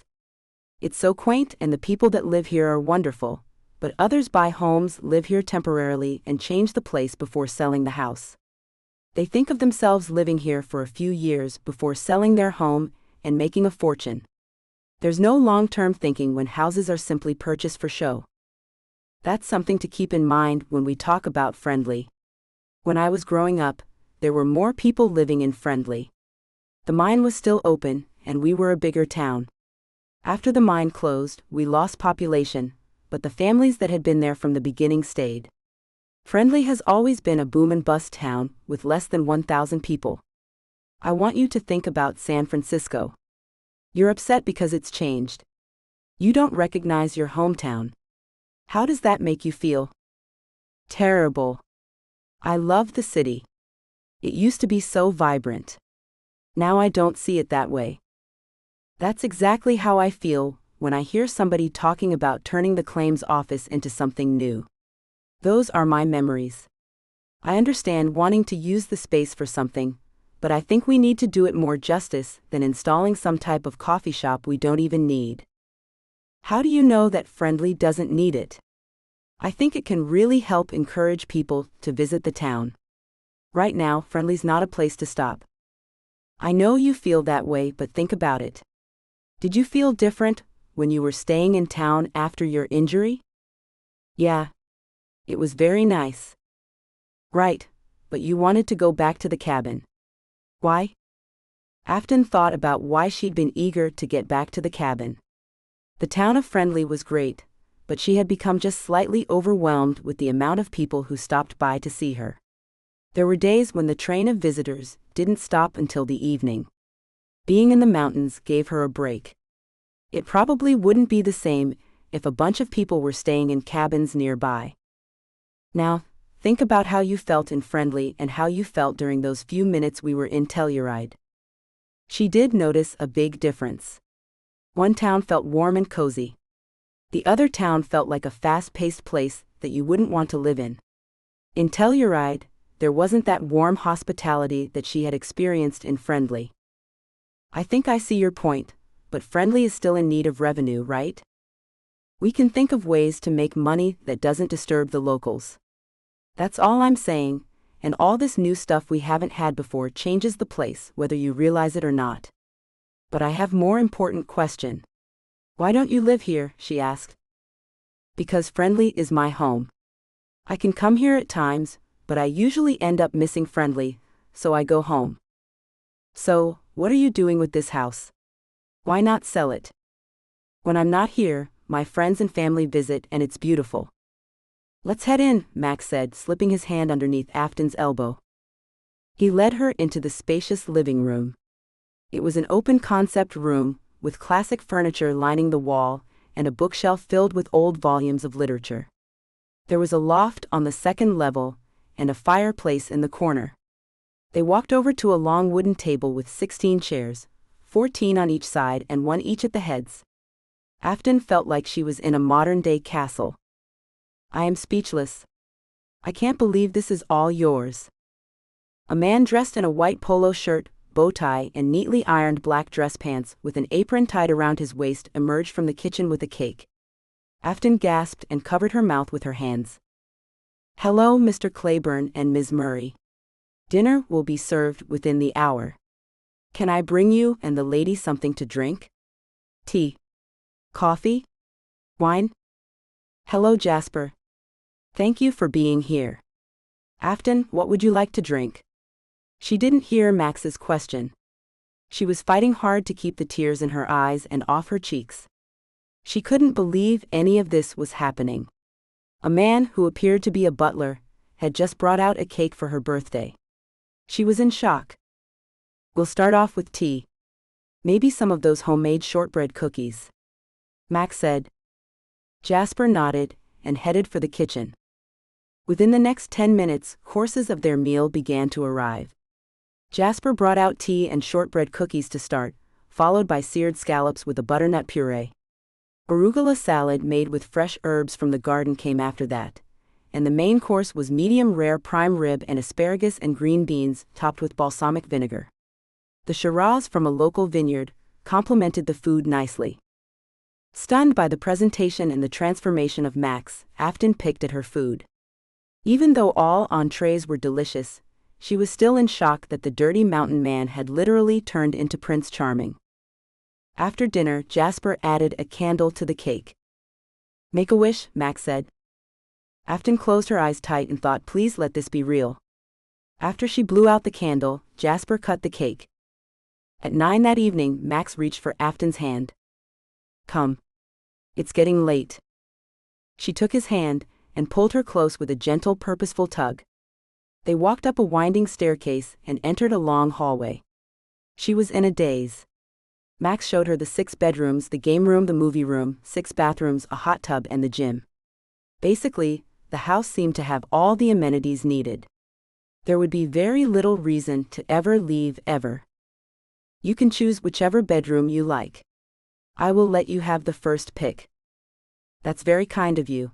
I want you to know I appreciate all you've done, but I don't know you very well, so Max put up his hands. "Hold on. No, you go pick the bedroom for you to sleep in, and I will be sleeping in another room." "Oh." Afton felt her cheeks blush. "Okay. Right. I will do that. All of the rooms are equipped with what you need. There are gowns in the closet. If you need anything, you can always just call Jasper. He will get whatever you need." "Okay, I have a question." "All right, ask away." "Do these people live here? Like in Downton Abbey?" "Well, they do stay here full-time. Our family uses this place throughout the year. My parents were here last week, and friends and other family members pass through. We have a big family and they use this place, so yes. We keep a full staff because it's a lot to maintain." "But isn't this exactly what you said you don't want to happen in Friendly?"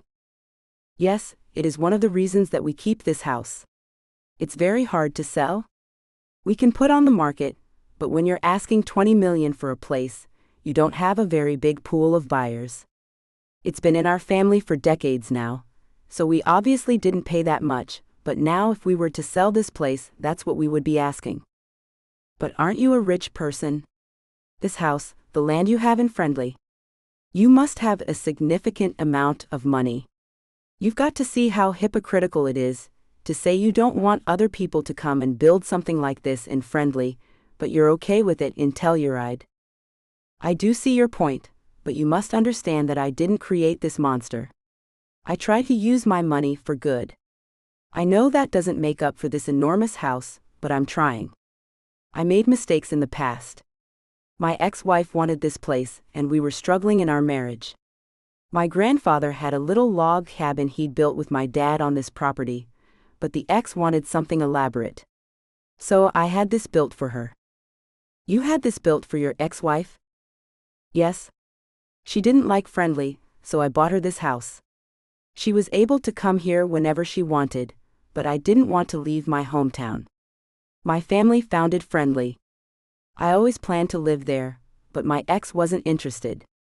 She wanted something different, and I tried to please her. Turns out she wanted more than I could give her. She missed her previous life back east and a certain high school boyfriend.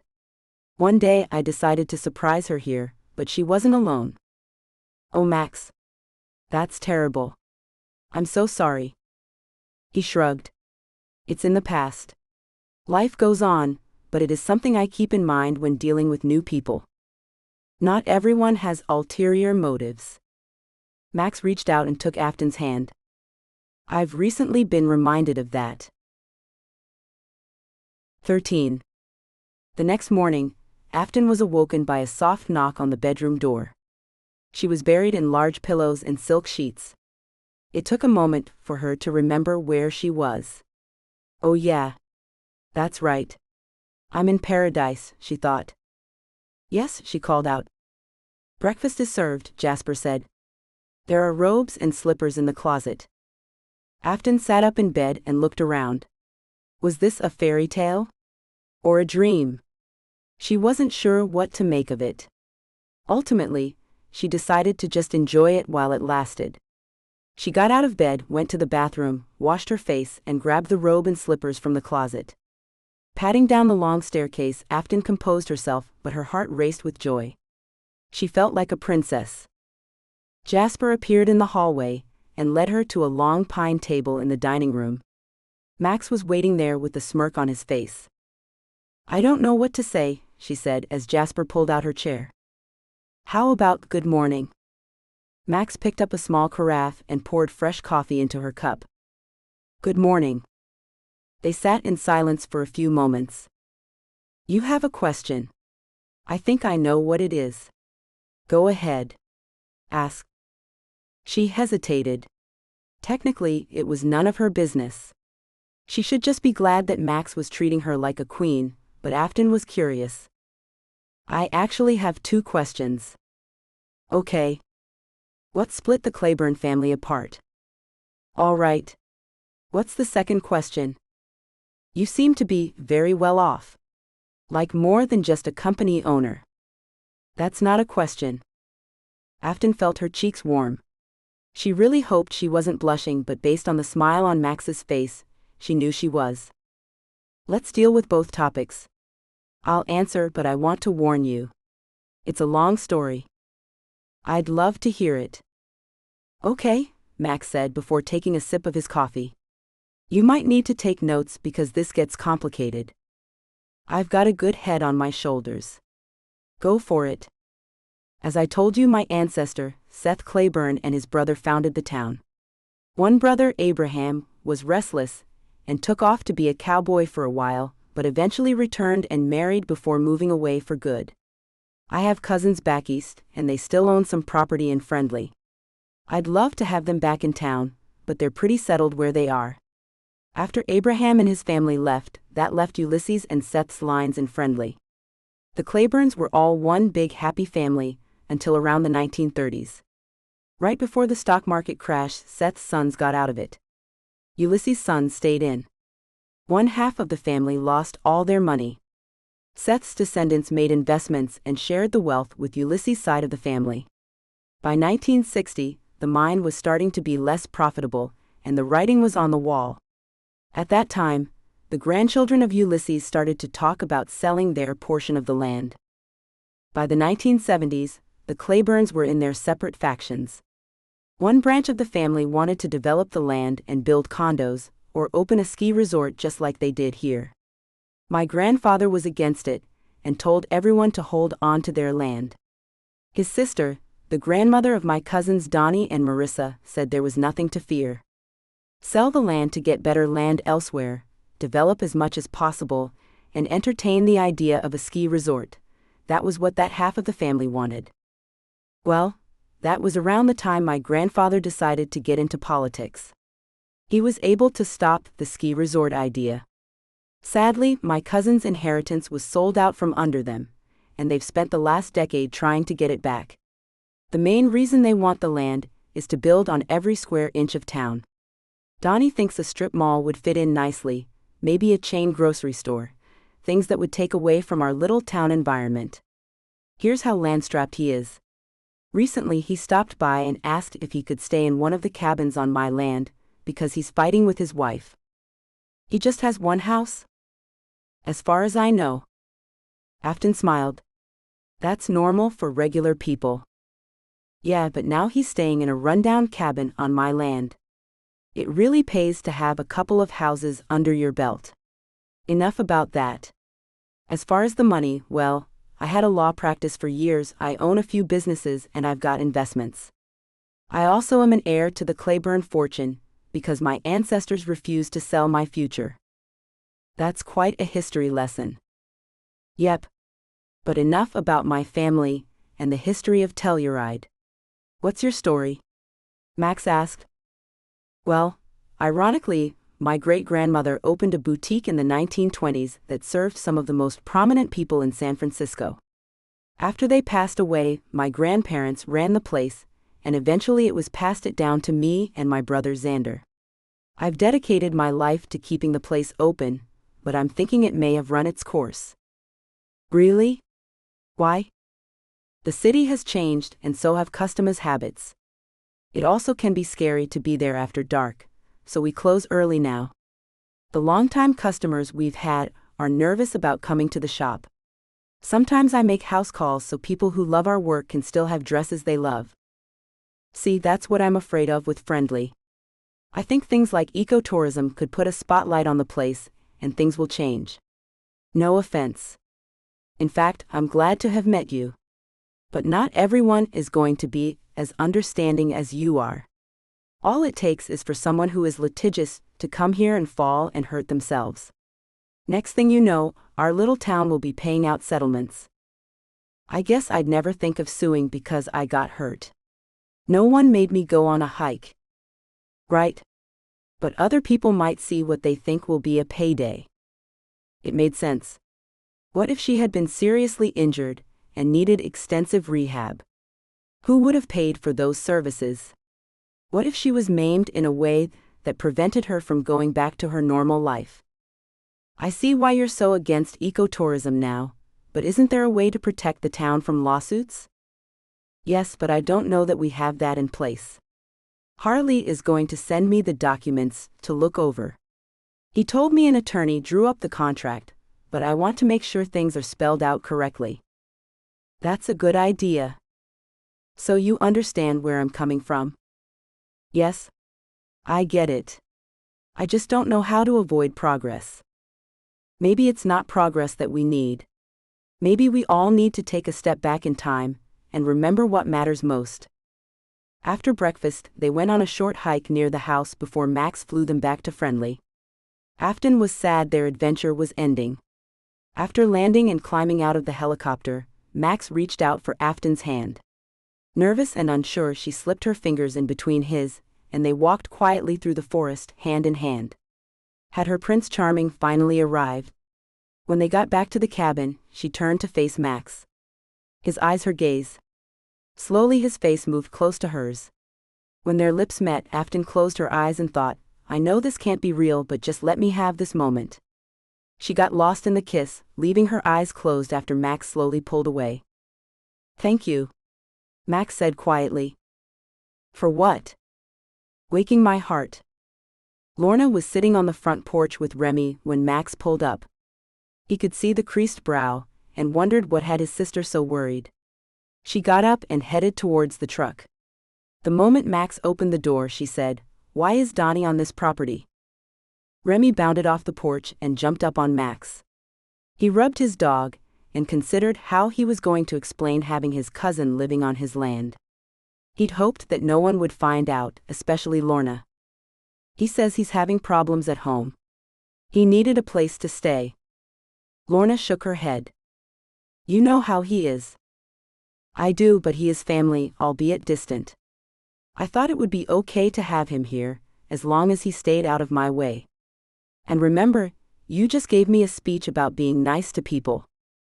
Not to him. I approve of you being incredibly standoffish to him. You know what he tried to do to Harley Leader. That was downright dirty. True. I know the guy has never been a good person. But I guess I got into the spirit of helping, and got carried away. He is doing work on the old cabin, so he's not staying for free. I have an idea that might put this ecotourism thing to rest. Lorna's eye lit up. Really? What? Well, I haven't worked it all out, but what if instead of having people trampling all over on their own up here, we start a dude ranch? She walked over and pretended to knock on Max's head. Hello? Is my brother in there? He laughed. Listen, I want Friendly to be prosperous, but I also don't want it to change so much I don't recognize it. Afton was telling me. Lorna's mouth dropped open. Afton?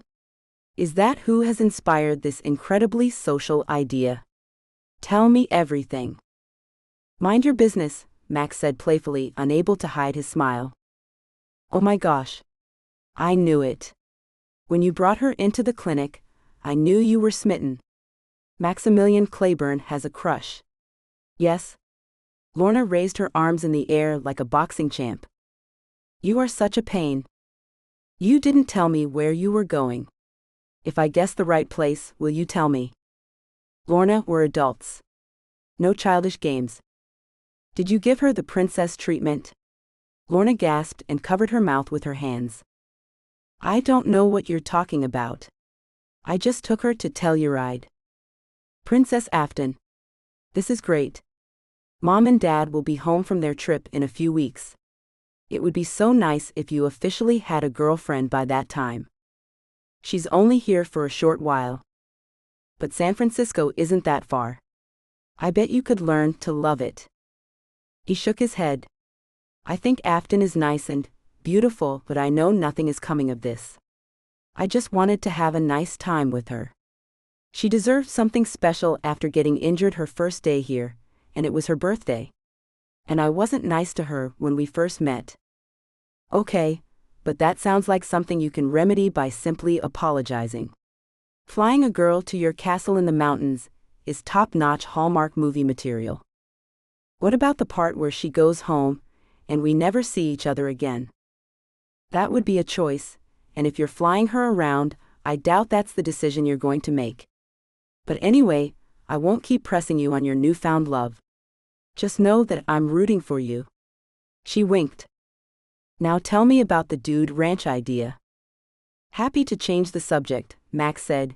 It is a way to keep the population of people that come to our town at one time limited. A unique dude ranch experience where people come to friendly and learn about our history. You or I could tell the story of Seth Clayburn and his brothers. People will get an authentic experience, and we get to tell our story our way. I think that's a wonderful idea. You should take it to Harley. I was hoping you would mention it to him. Lorna shook her finger at him. No. This is your idea. You're going to have to present it to him yourself. 14. Are you considering coming home early? Afton moved the phone away from her ear and stared at it for a moment. She had just told her brother the complete story of her fairy tale evening with Max in Telluride. Xander hadn't seemed impressed at all. Instead, he just wanted to know when she was coming home. She was standing near the edge of the canyon, fighting for cell phone service. Afton was so excited to share her experience with her brother, and all he could think of was when she was coming home. I just told you about my first ever fairy tale moment in life, and all you can think about is when I'm coming home? Xander sighed. I mean, I think it's great that you're having a nice time, but the boutique is still here. We own it. Afton began heading back in the direction of the cabin, not caring if she lost the phone signal or not. She couldn't believe how selfish her brother was being. You've been minding the store for 2 weeks. How long have I been solely responsible for the boutique? Xander was quiet, which made her even more upset. Nothing to say, huh? Listen, I will be home at the end of my vacation just like we agreed before I left. No sooner. Okay? Fine. Have a good day, AF. The line went dead. Afton huffed and stuck her phone in her pocket. As she approached the cabin, she saw a man with curly blonde hair standing near the front door. He turned towards her and waved. Hi, Afton said, realizing that she could not place the man's face. She thought she knew everyone in Friendly by now, but this man hadn't come by to see her when she was staying in town. Hello. Welcome to Friendly. Thanks. I don't think we've met. We haven't. Donnie, he met her halfway and shook her hand. How's the ankle? Better. I just took the crutch to be sure I was okay. Glad to hear it. Hey, so, Donnie dug in his back pocket and pulled out a folded newspaper clipping. I heard you want to start a coffee shop. Caught off guard, Afton slowly nodded her head. I mentioned Friendly could use a coffee shop, but I'm just visiting, so I wouldn't be opening anything here. Well, as one of the descendants of the men who forged Friendly out of nothing, I'd like to talk about a possible partnership where we collaborate on bringing the coffee shop to life. You wouldn't have to live here. Aren't you related to Max? Oh yeah. We're cousins. I'm sure he's told you about Abraham, Ulysses, and Seth, right? Yes, Afton said, smiling as she recalled the story Max had told her. Well, I am from Ulysses' line. He was the oldest of the 3 boys. Nice to meet you. So, have you talked to Max about the coffee shop? He's totally against it. Donnie folded the newspaper clipping and said, he can be stubborn about things, but I bet he's going to come around. I'm staying at one of the cabins on his property right now. I'm fixing it up, and since I live on the edge of town, I figured I'd just camp out there with my cuz. So, what do you think about a Victorian-style interior for the coffee shop? What if she sold the boutique and bought the claims office? It was clear her business in San Francisco was done. It was time to move on. I have a degree in architecture. Victorian-style buildings are my favorite. Great. Well, I just happen to have these plans. Donnie pulled another piece of folded paper out of his back pocket. The plans showed a Victorian-styled storefront. Afton felt the dream of having a quaint coffee shop surge in her soul. Perhaps this was all fate, finding Friendly and meeting Max. They'd shared a magical day together, and the most amazing kiss. Maybe she was exactly where she was supposed to be. She took a hold of the plans. It looked so elegant. Afton imagined herself behind the counter with an apron on, fixing drinks and chatting with customers. This could be the next chapter of her life. This looks great. But what about Max? Don't worry. He'll come around. Let me keep talking to him. In fact, here's what we can do. We should meet at the claims office and go over some plans. If we have something solid, he'll be more likely to give us the green light. Okay, Afton said, feeling a little uncomfortable. But we'll let him know before we head there, right? Oh yeah. Of course. Like I said, I'm staying on his property. I'll talk to him tonight. Can I pick you up in the morning? Say around 10. I guess that's okay. Excellent. I'm so excited about this, Donnie said. Max will be surprised, but I think he's going to love what we come up with. You do? Absolutely.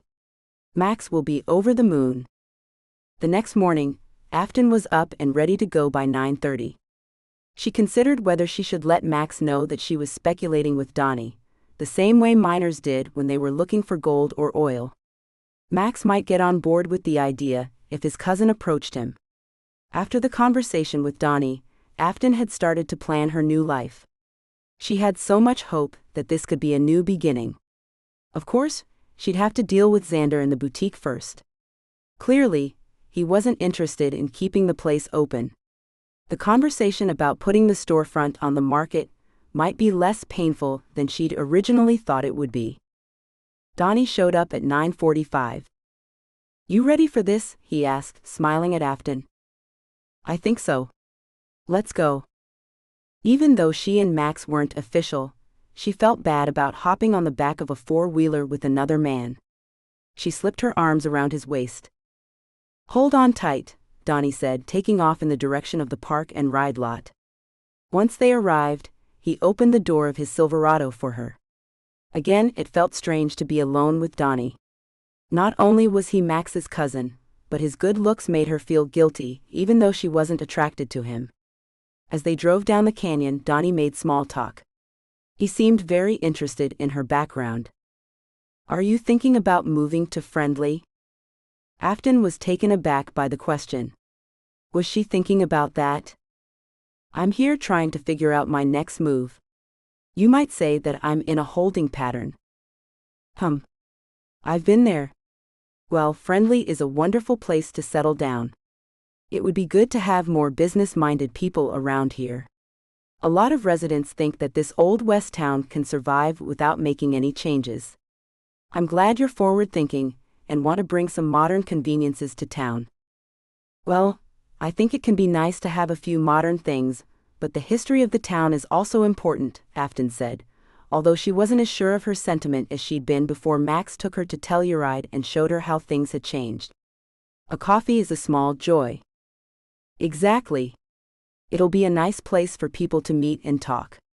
What do you think about condos right there, on either side of the coffee shop? The museum is right next to the claims office. Yeah, but we could easily move the museum somewhere else. We'll need people for the coffee shop. There's also that old West feel. All that is over, so we can re-sculpt it into something new. That way, everything will match on the block. I've got a guy meeting us there. He's brilliant. This sounded like more than a brainstorming session. By the time Donnie pulled in front of the claims office, Afton knew she'd made a mistake. A man who was leaning up against the building waved as they got out of the truck. Thanks for meeting us, Donnie said. Afton, this is Jeremy. He does all kinds of work around town. In fact, we're going to show you what he did to this restaurant named Elegance. Jeremy tipped his hat at her. The man's eyes looked troubled. You all right? Donnie asked. Yeah. Just got done with some court stuff. Unfortunately, the problem has followed me here. Donnie nodded vigorously. I think I know what you're talking about. They're in Hometown Heroes? Oh man. I'm sorry, buddy.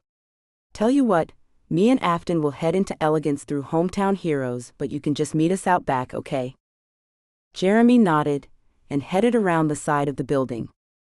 Is everything okay? Afton asked. Oh yeah. Nothing to worry about.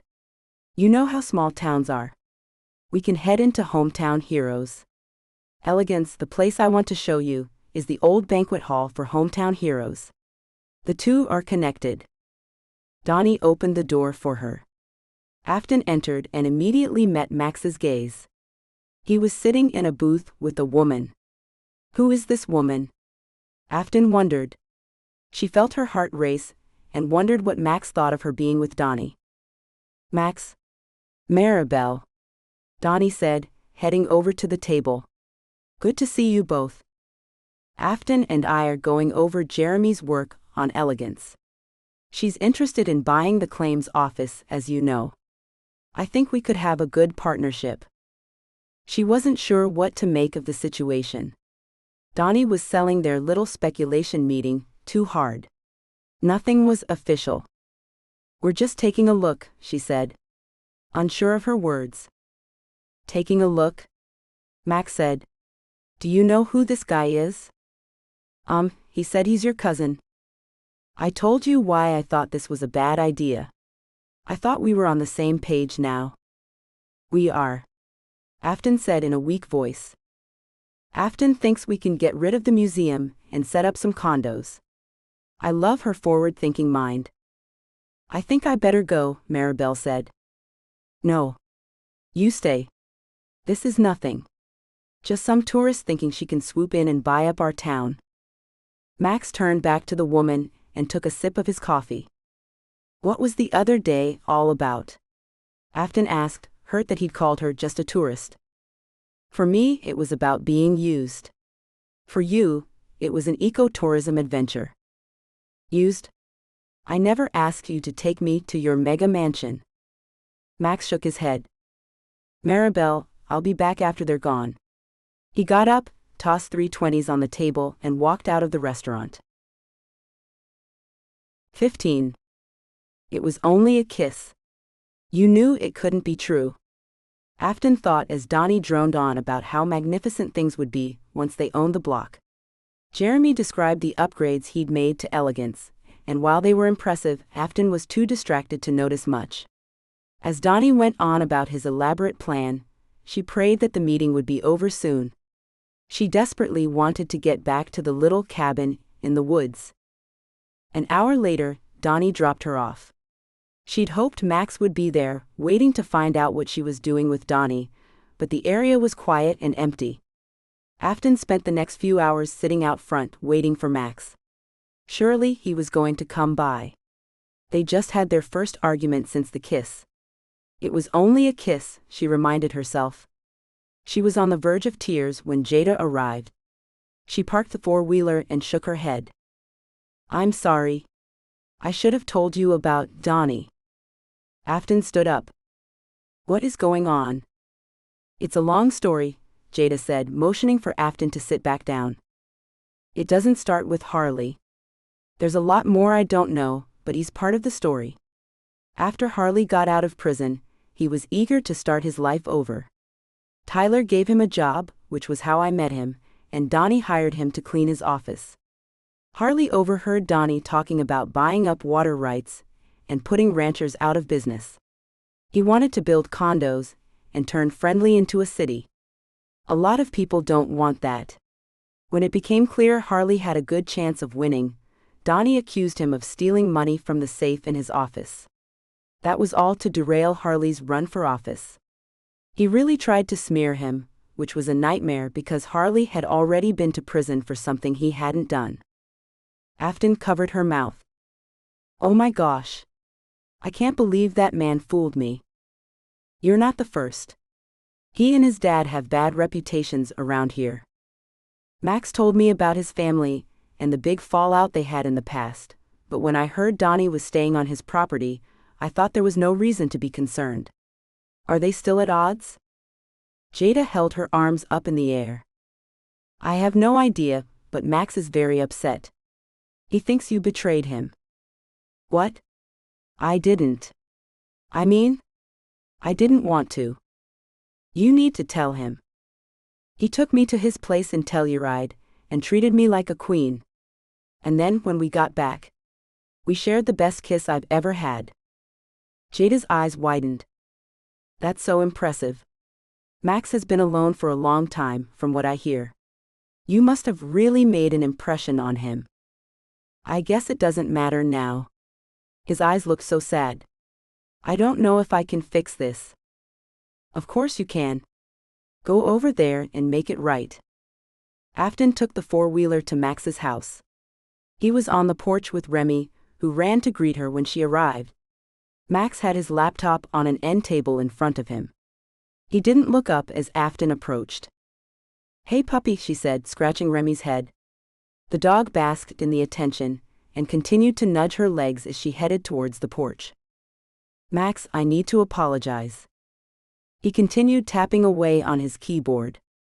"Max, come on. Let's not do this, okay?" "Do what?" "Be real with one another." "You know what I mean." "Did you close the deal with Donnie?" "Oh yeah, that's right. I own the claims office, so nothing can happen without my consent. You know that. Why would you go anywhere with him?" Afton felt small. He was right. She'd been silly to entertain Donnie's ideas. "I was feeling emotional after talking to my brother. He wants me to come home as soon as possible. I want the same." "Max, I think you're overreacting." "Oh yeah." Max stood up and closed his laptop. "My ex-wife teamed up with Donnie to try to steal my land during the divorce. Both claimed the impending partnership just happened, and to be honest, Donnie will do anything to make money, and my ex-wife was being pressured by her family, but Donnie was more than happy to go along for the ride. I let it go because both are driven by something other than morals or values.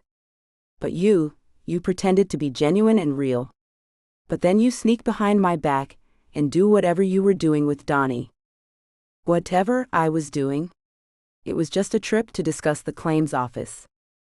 "Was it? You looked cozy with him.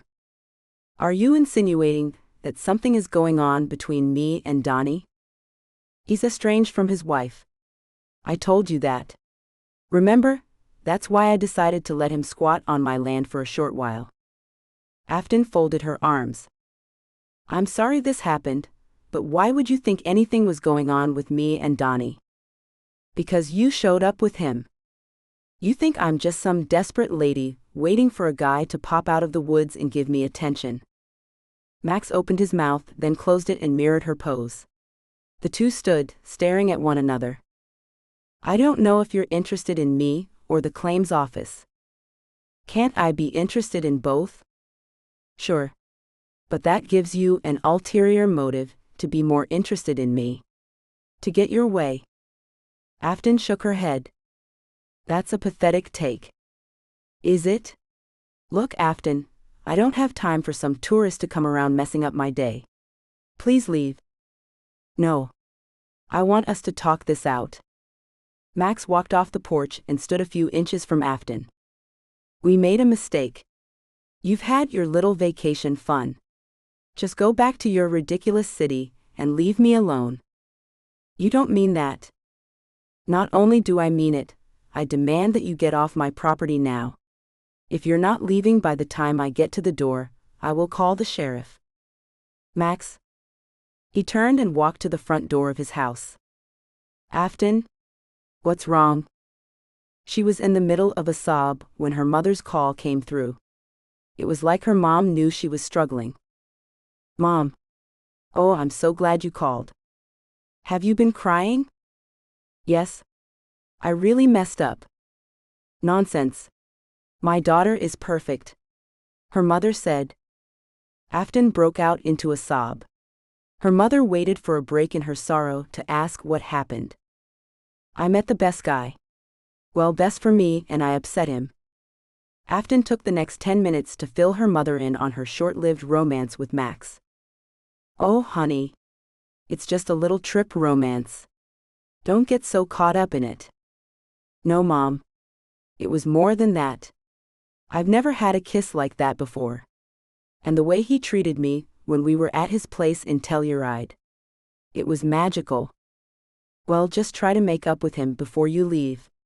Maybe you can go back and see him one day, or better yet, have him come here. He'd never come to San Francisco. He hates cities. That doesn't matter. What matters is what he feels for you. I don't think so. He's really into his little isolated piece of the world. Oh, honey, don't be so dramatic. Listen, I was calling to talk with you about your brother. He really is having a hard time keeping things afloat without you. Afton rolled her eyes. Her mother had a soft spot for Xander. Mom, I think he can handle it. Oh, he can, but I'm worried. He's not himself lately. What do you mean? Something is wrong with him. He's been sad. Did he break up with his girlfriend? Nope. They were here for dinner last night, but he barely ate anything. What do you think about coming home early? You were commiserating with the enemy, Max said. He and Remy were on their way to the living room. Over the past 2 days, he'd explained to his four-legged friend why Afton was bad for both of them, and that he was glad she was only visiting. Remy, of course, had given him a look that told him he didn't buy one bit of what Max was trying to sell him. This is just like what happened with Diana. You don't know her, but she was nice when I first met her. Genuine, all smiles and eager to be with me. Then suddenly, she was unhappy. I'm telling you, this is how they are. No more women. Just you and me, Remy. Remy followed along behind him in silence. Max was convinced that the dog understood, and was weighing and measuring what forgetting about Afton meant. He suspected that, like him, Remy still wanted her around and would miss her when she was gone. But it was always going to be like this, right? Afton was going to head back to San Francisco, no matter what. That was always the plan. She was on vacation. Part of him wondered if the outcome would have been different if he'd sold her the claims office. That wasn't something he'd ever consider, but he couldn't help but think about her motives. Was she only in town to scout out business opportunities? Is that why she didn't shy away from the kiss? Max still was shocked he'd kissed her, but the previous day and the flight back to Friendly had been perfect. He'd imagined what it would be like to have endless days like that with Afton. Now all of that was out of reach. That morning was overcast and cool. Max had worn a light jacket with a hood, so he'd be prepared for rain if it came. He and Remy reached the edge of town and took their usual spots. While Max drank his coffee and Remy lapped up his water, he wondered what would happen next in his life. Currently he was working the Maribel Sykes case, pro bono. He still owned most of the property in town, and he had the place in Telluride. If he wanted to start a new life, it could be done with ease, but there was a part of him that knew he had to secure the future of Friendly. He thought of Seth, his distant ancestor, who had found the gold near where he currently lived. All that history meant something. Life was about more than just a day-to-day existence. He felt he owed his ancestors, and was determined to make them proud. As he watched Friendly slowly churn to life for the day, he marveled at the greatness of the little town below. "You know what I'm going to do today, Remy? I'm going to pay Harley Leader a visit, and tell him about the Dude Ranch. We're going to save this town without destroying it, if it's the last thing I do." At the same time, Max and Remy were watching Friendly wake up. Afton was on her way back to San Francisco. She packed up and rode the four-wheeler back to the parking lot, where her car was waiting a little after 7 that morning. She would stop off at Stacy and Tyler's, drop off the key and hit the road, and she'd send Jada and Harley a card when she got back home. Afton wasn't in the mood for long goodbyes with any of the inhabitants of Friendly. Instead, she wanted to get to the highway as soon as possible and get back to her life in San Francisco. Over the past few days, she decided that she'd use her trip to Friendly as a reset for her life. The boutique was still there, waiting for her. If nothing else, the place had been loyal. It was always there, every morning waiting for her when she showed up. So she'd go home and dedicate herself to the business. There was still hope. All she had to do was buckle down and rebrand based on the changes that had happened in the city. Stacy was in the garden when Afton pulled into the driveway. She smiled at her and headed towards the car.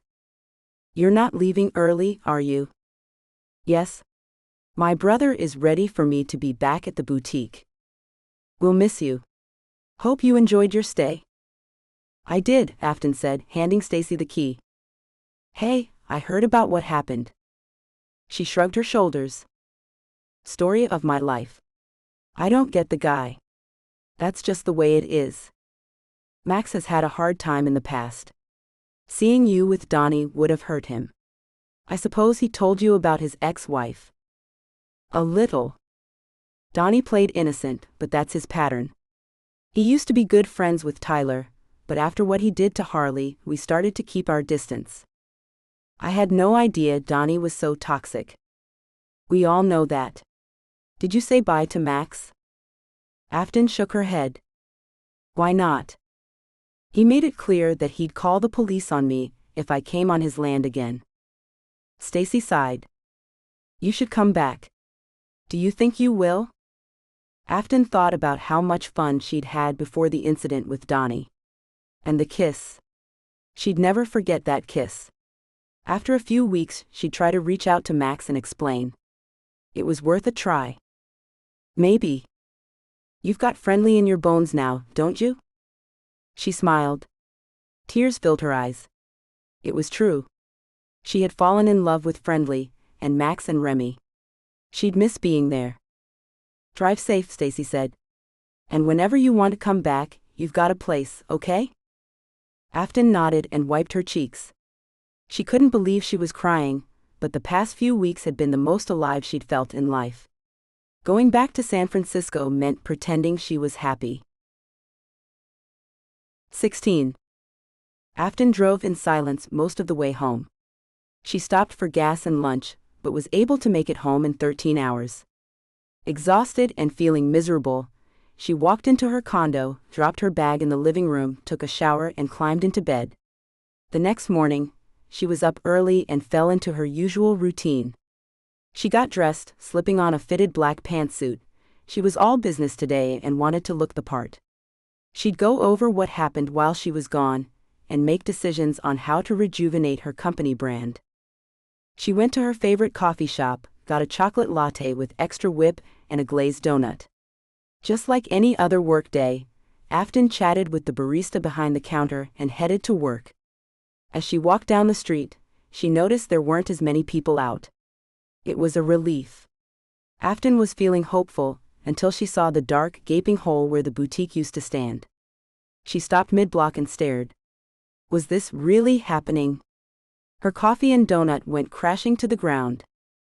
Afton pulled out her phone and frantically pressed Xander's number. "Hello," he answered groggily. "What happened?" "What are you, Afton? Where are you?" he asked, suddenly wide awake.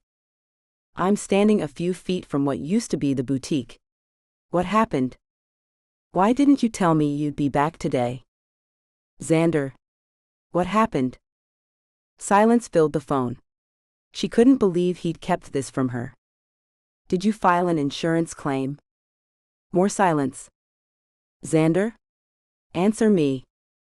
Just wait until I get there, okay? This isn't something we should talk about on the phone." Max got dressed and headed to Harley Leader's office. The county commissioner was standing in the lobby when Max arrived. "Max, it's great to see you again. How can I help you?" "I want to open a dude ranch." Harley smiled. "Really?" "Yes. I can use the back 20 acres of the property.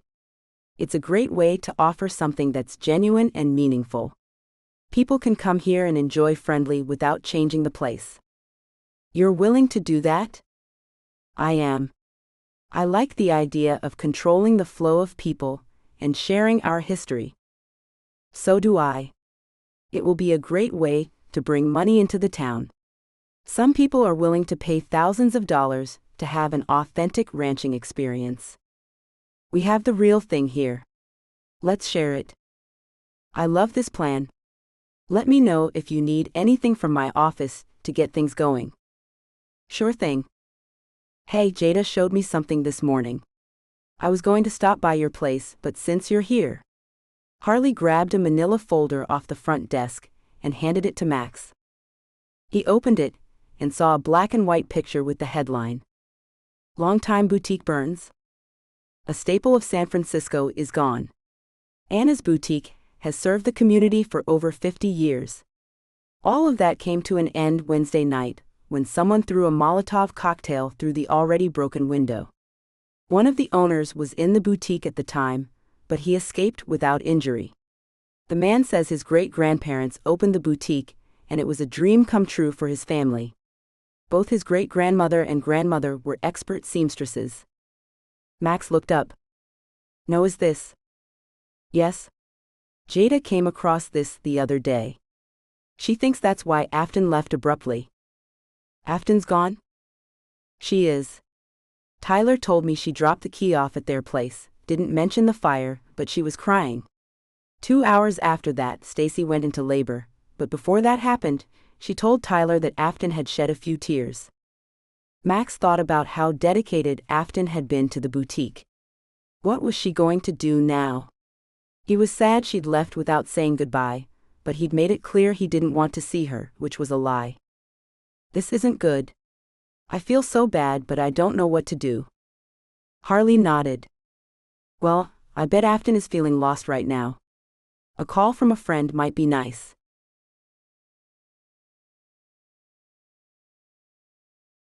Epilogue. Work on the boutique was still in progress when Afton packed up and moved to Friendly.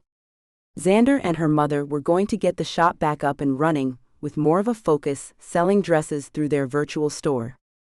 The slight modifications needed to open Afton's Brews began soon after she moved into the old school bus on Jada and Harley's property.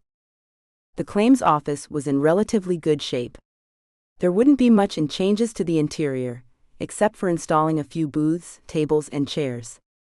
Max had also begun work on the Dude Ranch, and as a test, they'd invited Afton's family out for a weekend. Of course, Afton had a different idea. She hoped her parents and brother would love Friendly so much that they would agree to move there. It was also a special day, because Afton was meeting Max's parents for the first time. They'd been in Australia and New Zealand for months, but they'd cut their trip short because they heard their son had a new lady in his life. Jasper had flown in from Telluride and would be serving a 4-course meal that evening. Once again, Afton felt like she was living in a fairy tale. She never would have thought that her 40th year would be the best one of her life so far. Just when she thought she'd been through the springtime of her life, she'd fallen in love for the first time, and it was more wonderful than she'd imagined. Afton realized that nothing was set in stone, and that was a good thing. She was in love, living her dream of owning a coffee shop, and there was a chance that her parents might love Friendly as much as she did.